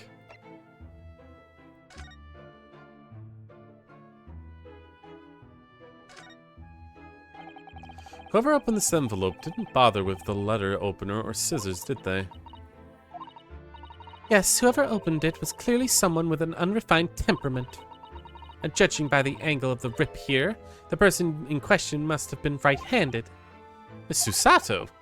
I think perhaps someone has been reading too much of the Adventures of Sherlock Holmes. You can never read too much of it, Mr. Naruhodo. Never!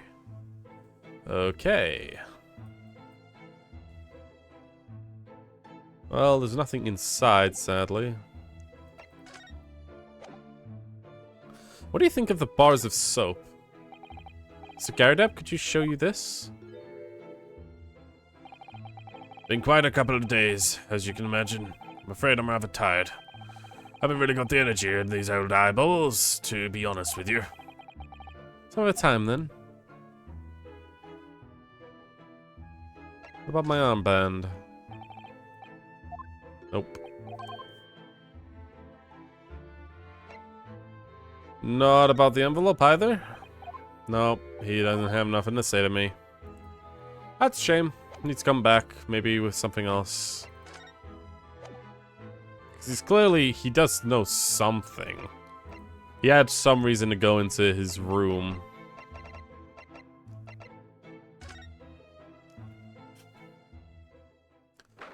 Okay, outside here. Blair Road. 21st February, Blair Road. Wow.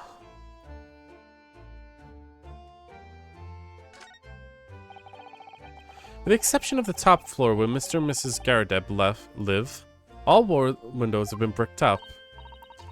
Yes, that's because the old window tax that was charged on the number of house windows the property had. There's a window right there, too.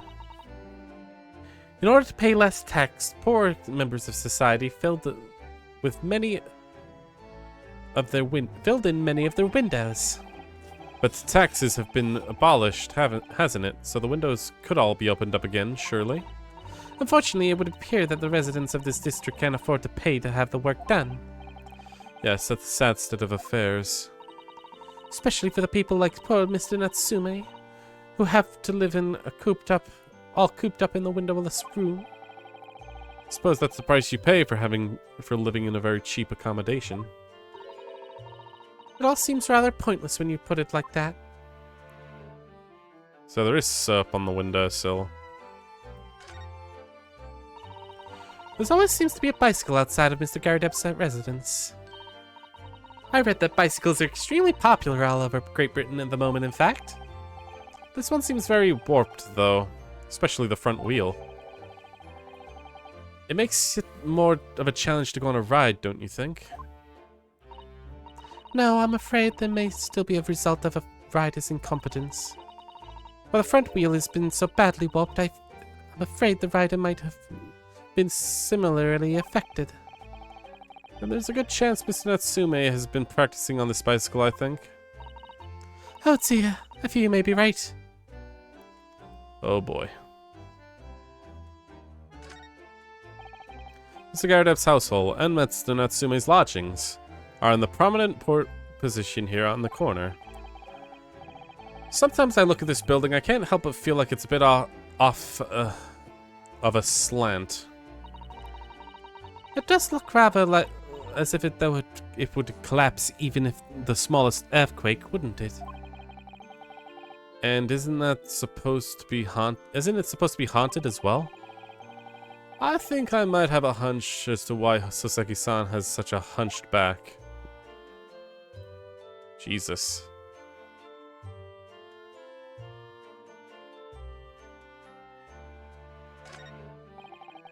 London's blanketed in fog again today, and the sky is covered in cloud. But if you look carefully in the distance, you can make out the Crystal Tower being built. Ah, the Crystal Tower, yes!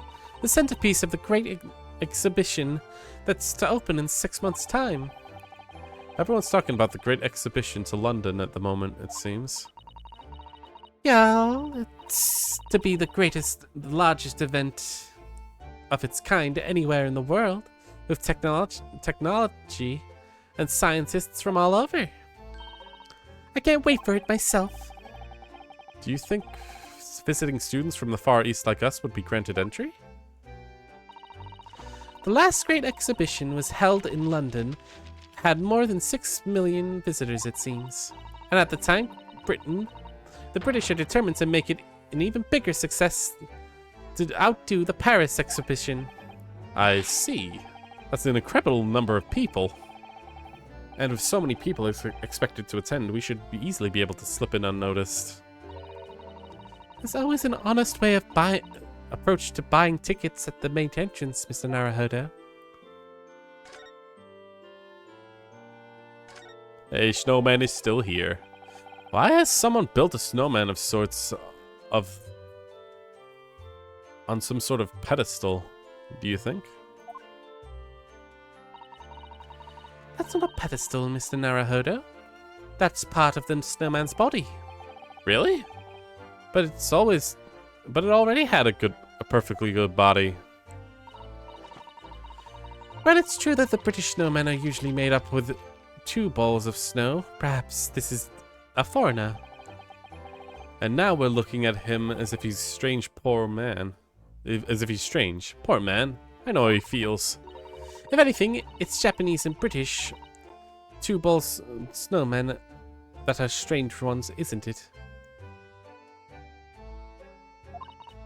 After all, real people do have 3 sections: head, torso, and legs. Do you ever think that perhaps you think about things too much? Stop thinking, Susato. Put your brain to sleep. Nothing else. Alright. Nothing else is here. Let's go to the prison.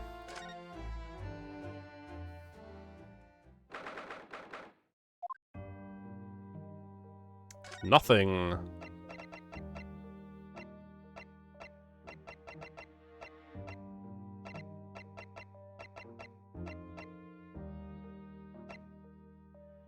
Suppose we could go back to the suite.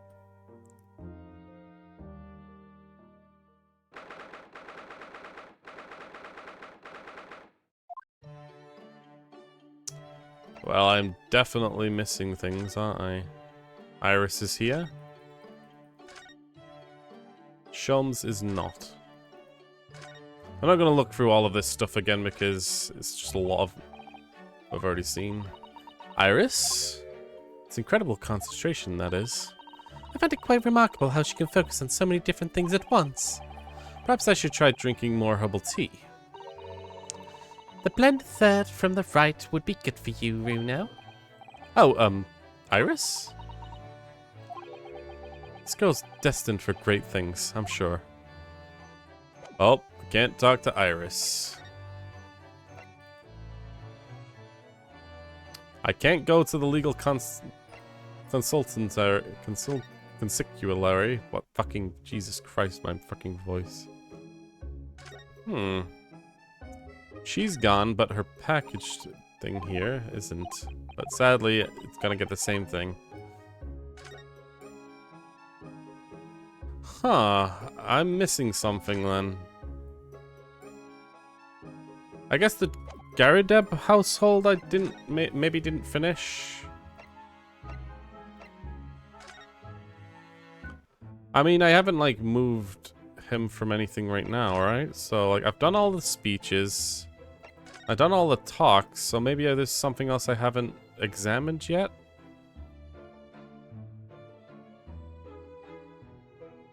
I've looked at the cannon, I've looked at all of that.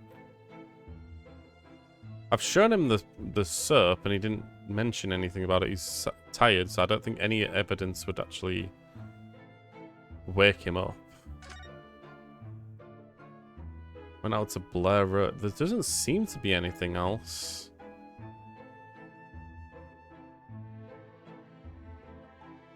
Maybe I need to go back. Oh, have I not found everything inside the crime scene yet?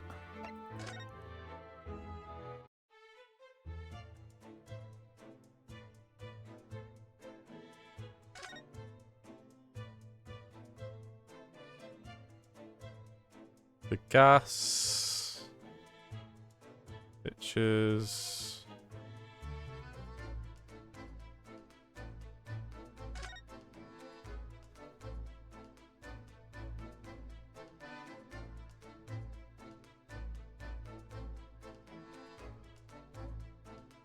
I'm not seeing anything. Man, I've already been stumped. What have I missed?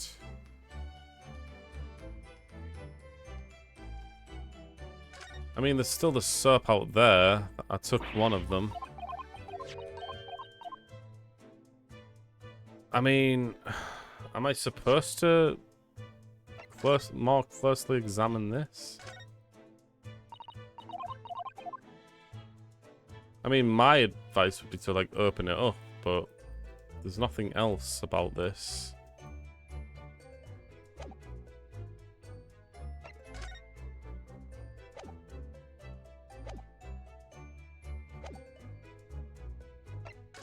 Okay, I don't think I've missed anything there.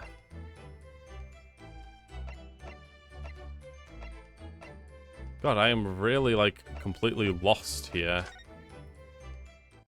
Am I supposed to examine the prison?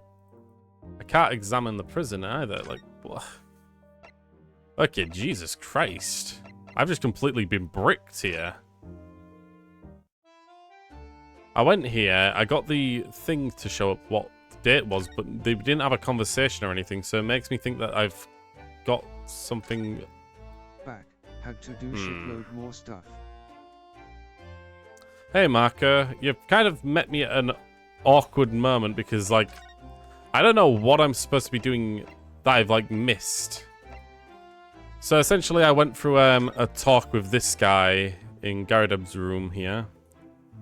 I've done all the conversations, and I've examined as much as I can with, like, a check mark on pretty much everything because I've examined it all. Oh my god, didn't mean to do that. I always try and click the freaking arrow and then I end up examining whatever's there. There. Like, I've looked at all this. All of this has been, like, examined, so there's nothing else to be found here. You know, I still feel like I haven't gotten everything unlocked with him. Can I show you this? And he'll be like, I can't look at it. And he'll be like, okay. Could you try and show him this? And he'll be like, can't look at it. Right. So yeah, I'm kind of lost here. There's clearly something that I'm missing. There's literally no other characters around that I can talk to. I think it's possible there might be something else in this room that I haven't found yet. But sadly, I can't find it, whatever it may be.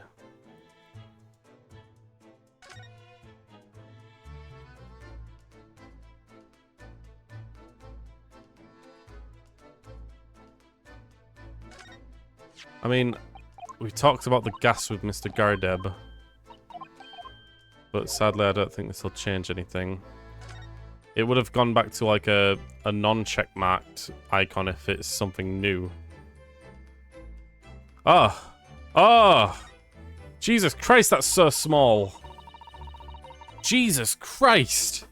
Ah, one of the teacups that Mr. Shakespeare and his guests drank from last night. Don't go drinking from it, Mr. Naruhodo. There's a bit of poison inside. I'm not planning on drinking any. Don't worry, anyway. Those cups are both empty. That's true. So one was Mr. Shakespeare's, and the other must be a cup that Mr. Natsume was drinking from. But Soseki-san wasn't poisoned, of course.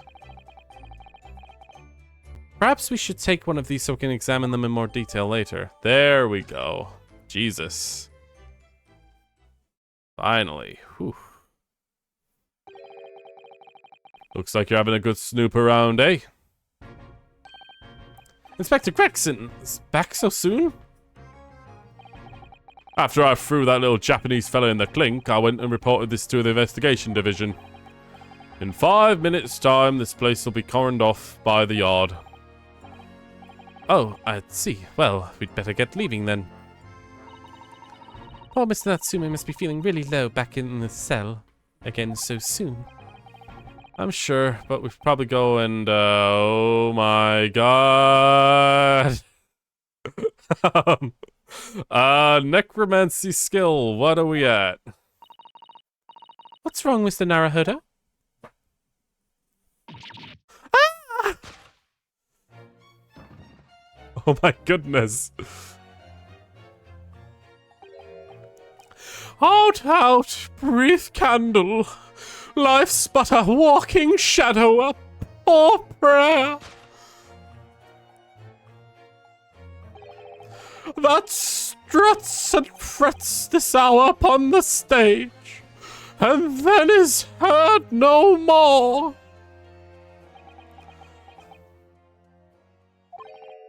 Now, how soundeth the next part? 'Tis a tale told by an idiot, full of sound and fury, signifying nothing. indeed. How happy day. Fucking what? What? Walking Dead? Literally what? So is he not dead? Is he alive? The fella isn't dead after all. What was that nonsense he was saying, though? I think, yes, it's from William Shakespeare's Macbeth. A soliloquy from Act 5, Scene 5. Shakespeare? So I guess we don't have a murder victim here. Okay. So it was that the victim, Mr. William Shakespeare, came back to life. If the man had indeed been poisoned, it transpired that it hadn't killed him. He was taken to an emergency carriage on to a nearby hospital for treatment. You witnessed surreal insanity. I don't know how you can get poisoned and then somehow come back afterwards and still be somewhat okay. Like, if you've been poisoned so much that you were, like, completely clocked out, then it's... I don't think you're going to be surviving after a long time of being like that. I witnessed art. I witnessed art. Inspector Gregson evicted us from the scene of the crime, whatever that now was. Well. Oh my, we found a new character. He was another character that showed up in... He was like the second character that showed up, along with the jester dude that's essentially the quote-unquote victim, which is apparently not true anymore, so he's alive. Nevertheless, this character showed up as well, who showed up, did nothing to, like, be connected to the case whatsoever last time. But this time, it looks like he's going to be much more involved. 21st February, Blair Road. Whatever do you think will happen now? Good question. What a strange situation for Mr. Natsume. Arrested for murder, but then the victim comes back to life.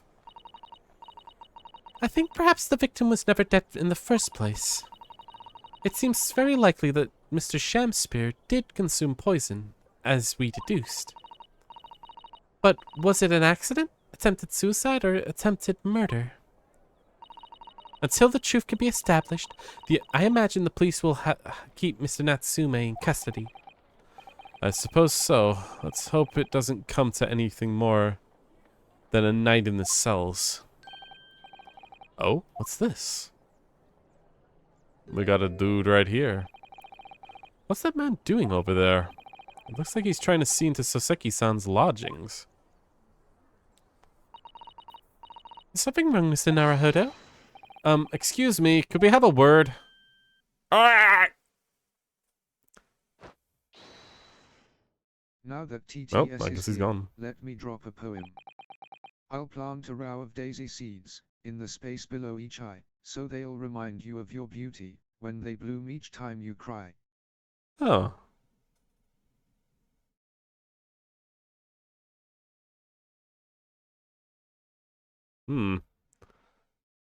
I like it.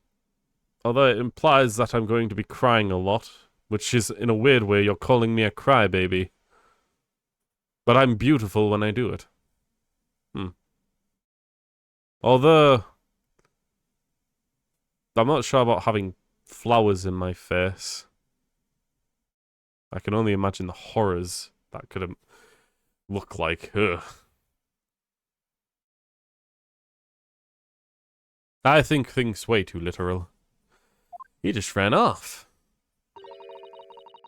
I feel sure that I've seen that man somewhere before. Where was it? I do too, but I don't remember. I do. Well, we've done as much investigating here as we can, I It's a think. poem. You don't have to take it so literally. But I have to because I'm a literal mind.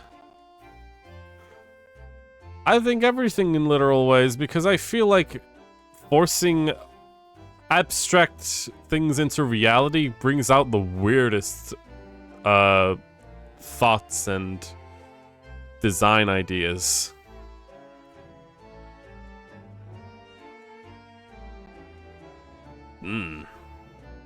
Just thought of like Last of Us zombies, where they got like cauliflower heads.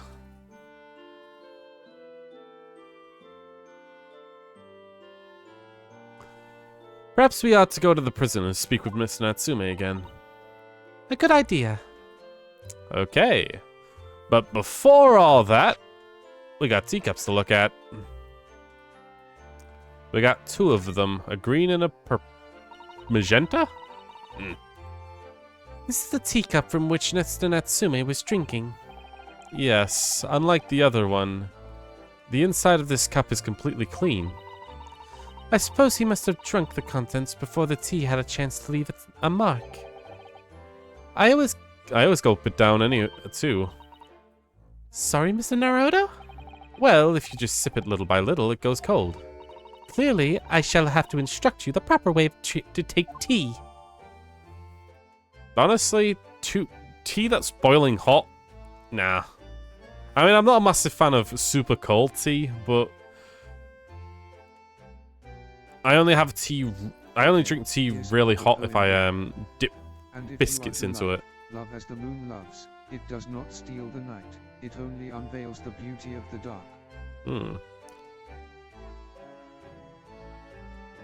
If you are to love as the moon loves, it does not steal the light and unveils the beauty of the dark. Huh. That's a pleasant one. More instructional than the others, but I like it.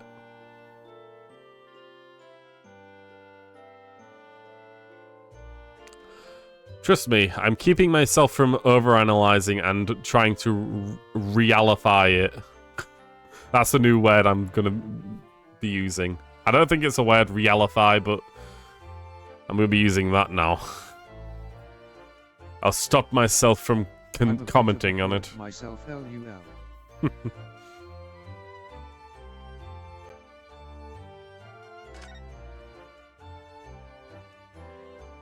I don't think there's gonna be anything else. Oh wait, no, there's a rim to this one. This must be the cup that Mr. Shamsphere was drinking from then. It's stained on the inside. Tea does that, I'm afraid. Even green tea. Ugh, green tea. Ugh. Oh really? I never noticed before. I mean, I haven't tried green tea recently, but every time I have, oh, it's just too it tastes like dusty water to me. Milk tea is the only really tea that I truly like.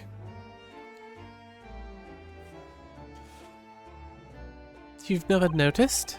Well, I never leave it in the cup long enough to have it leave a mark. I like to gulp it down. Drink tea while it's hot. That's the Japanese way, isn't it? Oh dear, so many people seem to have the wrong idea about our culture. And most of them are Japanese. Hey, if the majority is doing it, then that means the Japanese way is the majority way. Anywho, let's make our way over to Natsume in prison. Oh, he's so dejected back into his cell. Local prison cell 9. Every time I drank green tea, I had diarrhea. Jesus, thanks for letting us know, Marco. Look, Mr. Naruto. Mr. Natsume, have the police finished questioning you now?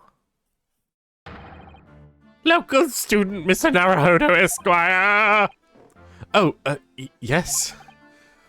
What is he? Tell me, is he a ghost? Is he here to haunt me? Let me guess, you're talking about Mr. Sholmes? He actually calls himself a great detective, Mr. Natsume, not a ghost. but his diabolical deductions. They're not of this world. They've left me. Ah, cursed. I'm cursed, I tell you. Well, that sort of hurts. Credit where credit is due, Mr. Naruhodo. You were heavily involved in the deduction, too. Yes, moving along. We have wonderful news. Oh? The victim that we all thought was dead has come back to life again. Oh, God. Now, in an absolutely worst case, you could be tried for an attempted murder. That's great, isn't it, Mitsume? I'm always happy to share more info about weird things. Ugh, goodness. Have fun making sure that's immortalized too, because this is definitely not getting cut out. For the YouTube VOD. That's great, isn't it, Natsume? It's terrible! Oh, I'm stuck in a cell, suffering for some silly wrong end of the stick. You did it, didn't you? Confess you're the killer. Why the mustache? Constant questions. sorry to hear that. Ah, selfish slicer. Shyster. Make up your mind. Are you dead or alive? If you were coming back to life, why bother dying? Wickedly wishy-washy William. Well, it seems likely that Mr. Shamspeare was never actually dead in the first place. Anyway, more poems, Poggers. You love with everything you have. Not everyone possesses that kind of courage.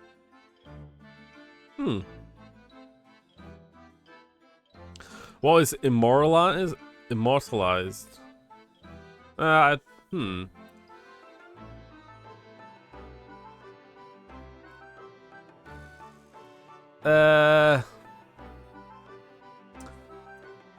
could take a swing at it, but I'm not sure. I'm not 100% sure.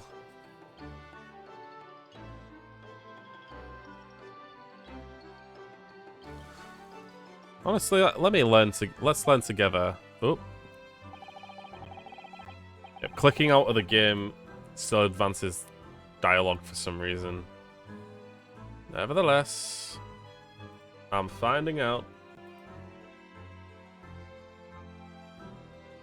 if it's immortalized or immoralized, because I know what immortalized is.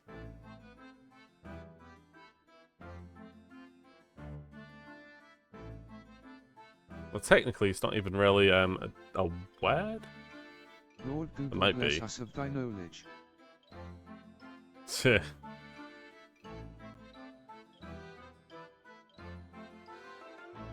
Oh, wonderful! That's a really wonderful it's a really wonderful definition.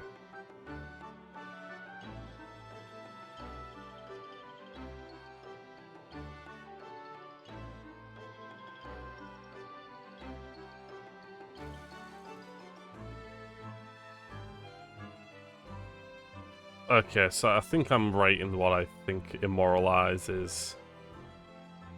Immoralize. So, immoral is the opposite of moral. Immoralizing is like. Oh god, it's kind of hard to explain. Immoralize is kind of like.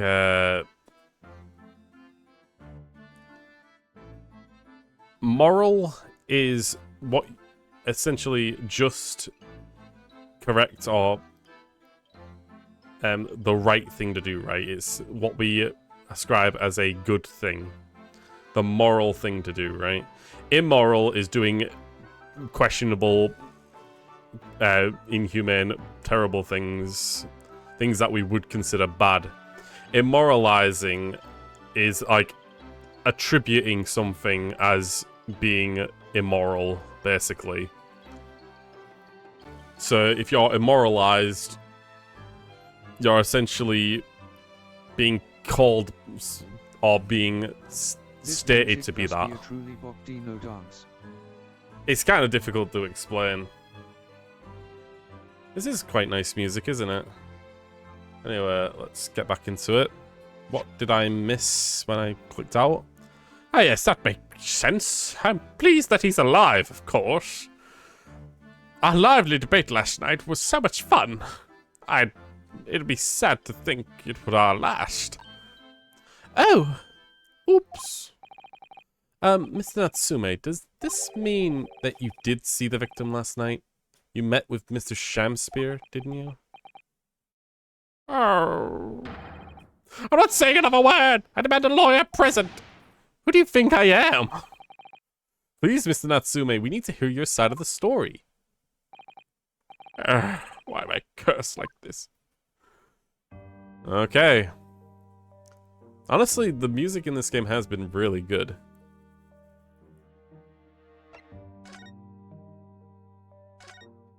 What happened? Can you tell us exactly what happened last night then, Mr. Natsume? There's nothing to tell! But, Mr. Naruhodo Esquire, I'm eternally grateful for you for helping me with this cursed case yesterday. The case that saw the poor Miss Green hospitalized after she ended up with a knife in her back. Man is talking with a lawyer right now and is demanding a lawyer. The fuck?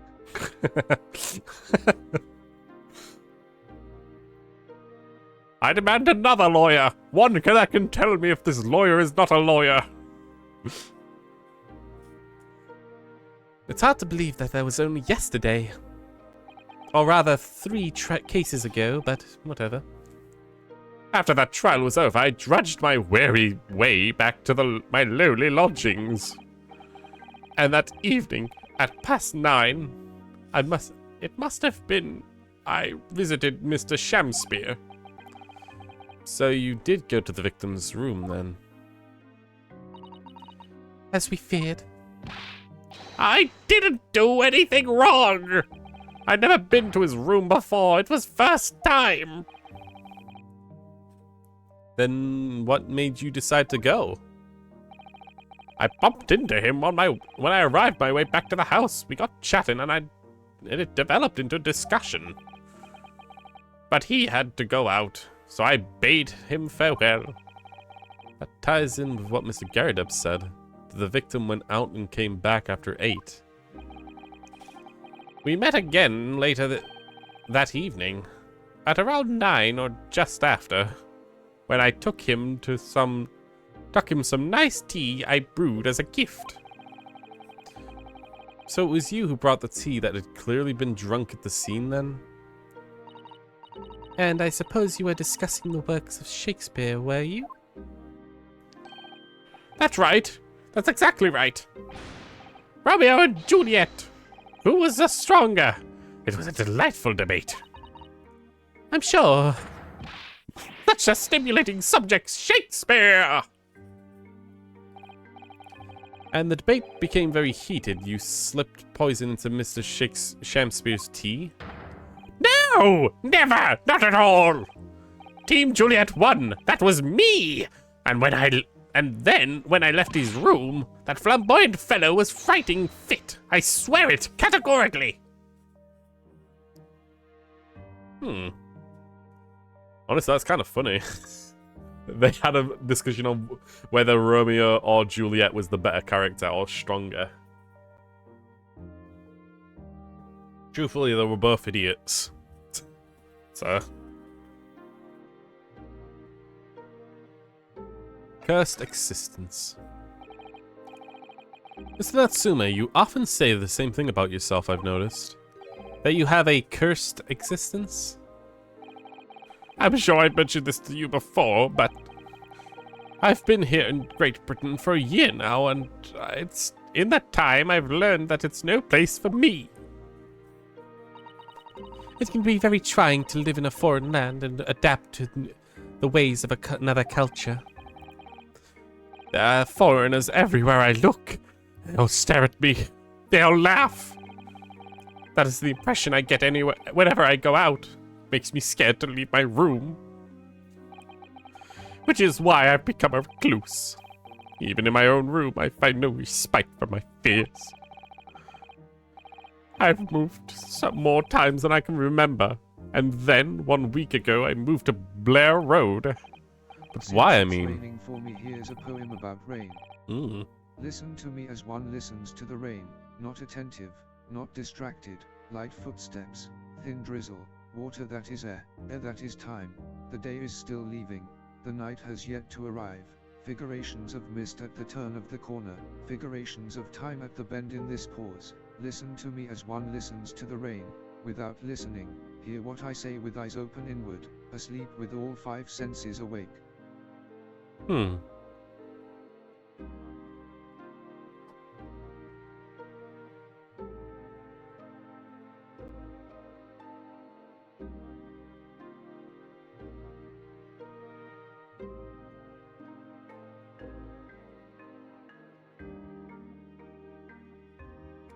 Huh. I'm not gonna say that I understand what it means because that's a very long one. But I really like poems. I can tell. Today's poem day, isn't it? You brought the freaking jester dude, or theater dude, brought it out of you. Hmm. But why? I mean, why did you choose that place? It doesn't seem very comfortable. Because I have no money. The rent is cheap. I have so little money, it spoke to me. The rent? Obviously, there's a reason why it's cheap. Because the room is cursed. Cursed? Cursed how? The previous occupant, the man who lived there before I took the room, died there. Oh, Jesus. Oh no. He was a young man, but one morning he was found dead and no one could explain why. Surely no one could want to live in a room with a history like that. I didn't. When letting the agent recommend the place, I wavered. But I want books, and books Where cost is this money. room? A horrible history I is wanna live small price to pay. We can't go to the room yet, but in the previous game we went there and it's like stacks and stacks and stacks of books in a very cramped room. Ugh. Might be able to see it again. Bricked up window and everything. It's cozy. I'll give it that. At least in a suffocating kind of way. When I realized that it would mean that I could buy more books, I signed the lease like lightning. Brave or blinkered? But after I moved in, I soon came to realize what I'd done. I realized how horrible that room's history really was. Gosh, Rhea, was it really so awful? Talk to me about the room now. How did that room's horrible history affect you, Mr. Natsume? What happened? At first, it was just a feeling. A feeling of beady eyes boring into my back, watching I me. want to live there.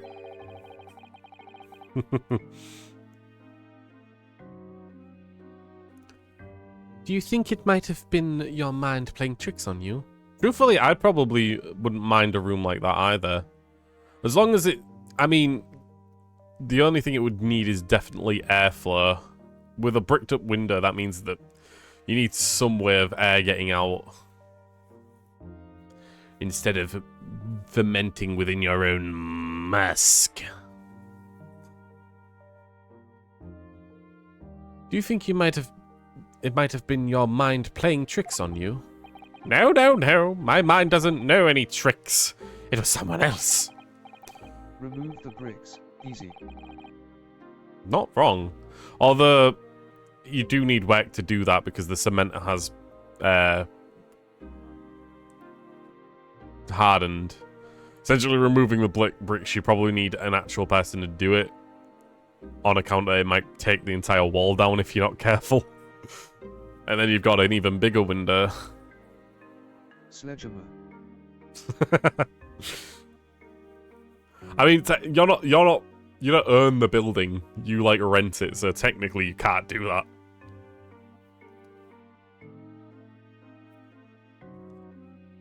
At least not with permission. Without permission, that is. It's only been one long nightmare since I was given the keys to that place. A nightmare? You've been having bad dreams, you mean? All the souls who died in that room, I lean over me in my dreams. I tried to strangle me. That's really horrible. And now I come to think of it. The permit. You can't get a sledgehammer permit and just go to town on other people's properties. Your permit for that knife, mate. Can't do a lot of stabbing without a permit. Oh, sorry, mate. He's got a permit. Nothing I can do. He's gonna be able to stab you all he wants. Bloody hell. And now that I come to think of it, it happened again last night, too.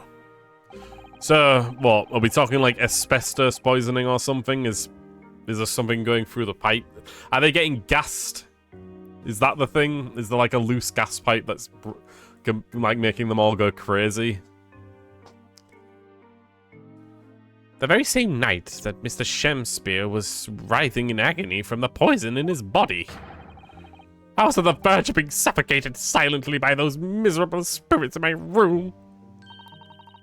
You simply must move out of that room as soon as possible. You're right. Yes, I know it. That's why. I'm already searching for a next room over the history to call home. I think perhaps you should try avoid accommodation with any kind of history at all. Otherwise, I'm scared that you'll find out you yourself may become history. Jesus, Susato. Ah! Whew, Susato sure knows how to make a man listen. You know, fair play. He did need a clear statement. Dude, just find a normal place to live, for God's sakes. You really don't seem like the type that needs to, like, fucking dime and nickel right now. Oh, well, that's an American phrase, but still.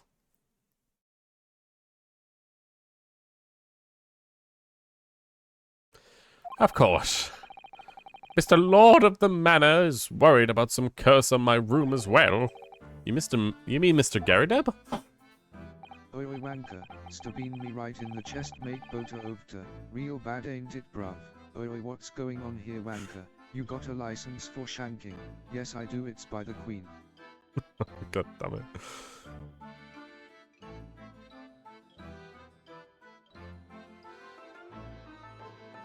Bit of trouble there, innit?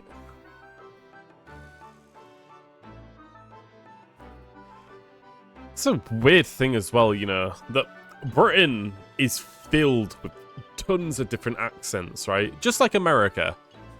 And our country is way smaller. We have so many more accents. That, like, the most prevalent one seems to be, like, the Yorkshire kind of speak. Which is very... Oi, oi, oi, oi, mate. What's going on there, mate? Got a bottle of water. It's because we don't say double T's. Can I have a bottle of water? I need to use my credit card to buy myself some coffee. That's what I hear when I hear an American try to speak normal. Yes, he knows that if people keep dying there, he'll never be able to rent it out again. Well, that's true. I, for one, wouldn't want to go near the place. Ah, perhaps. That may explain why the landlord pays so much attention to the gas lamps in his tenants' movements. You mean because he's worried about their well-beings? He does seem to be unusually keen interest in the amount of gas in the pipes. There must be a reason why he keeps such close tabs on the occupants that he lets room. That he of his let rooms. Yeah. My ancestors are really around the world. My grand-grandma was Spanish, my grand-grand-grand-grand-grandpa was British, and my grand-grand-grand-grandpa was from Africa. Damn. I don't know much about my ancestors, but I'm pretty sure I'm, like, very highly regarded British. Like, percentage-wise, I'm probably, like, above, like, 92%. If I had to guess. But I got no official documents. I'm not giving my DNA to anyone.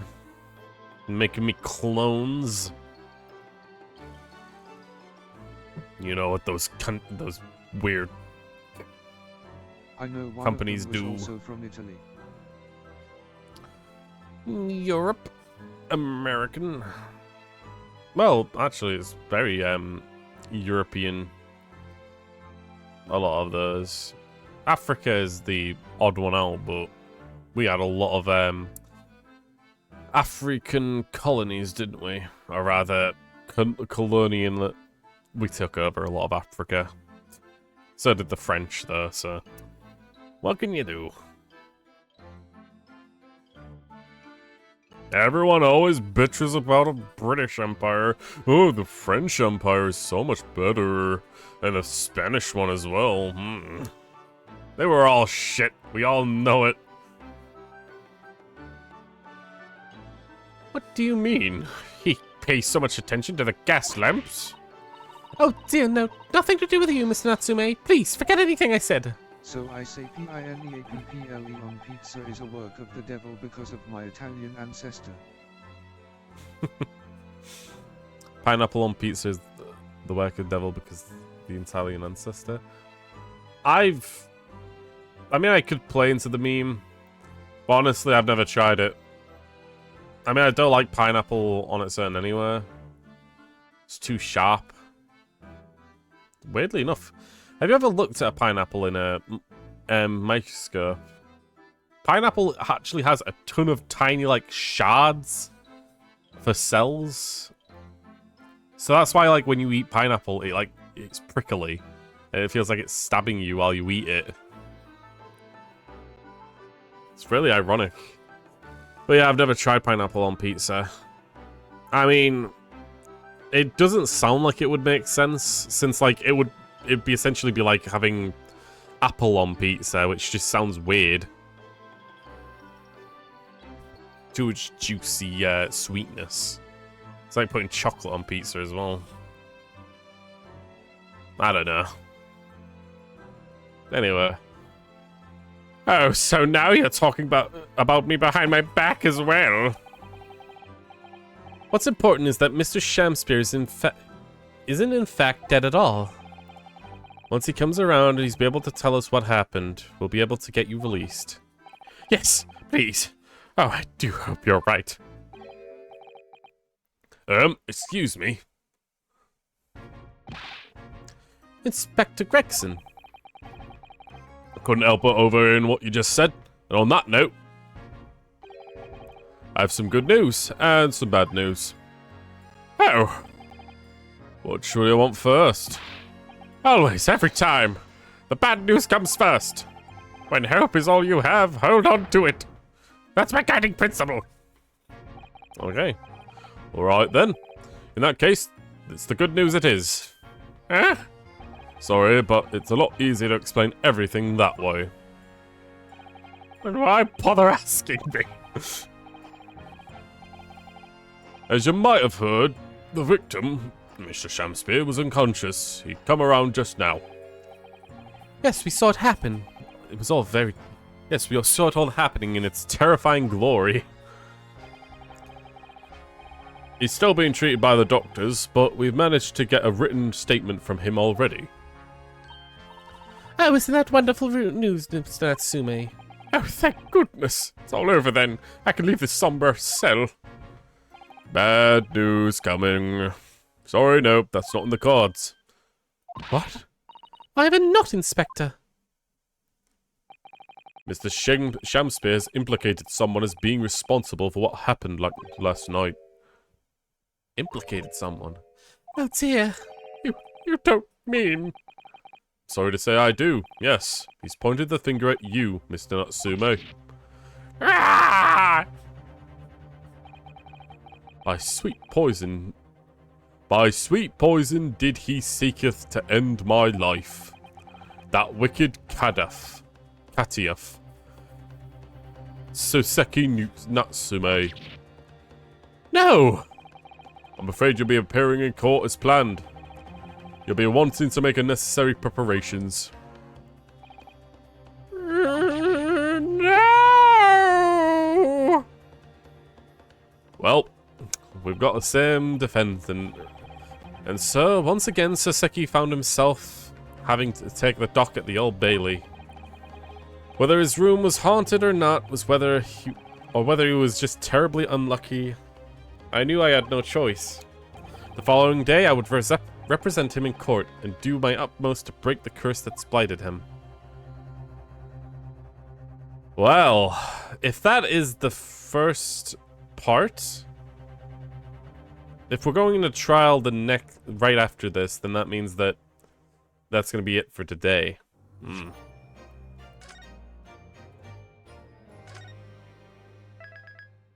Let's go ahead and save. Hey, trial part 1, yes. Nice.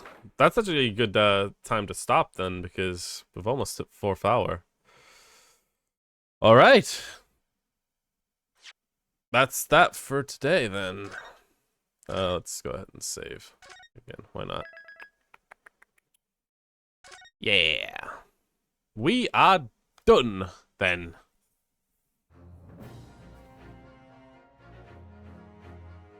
Whew.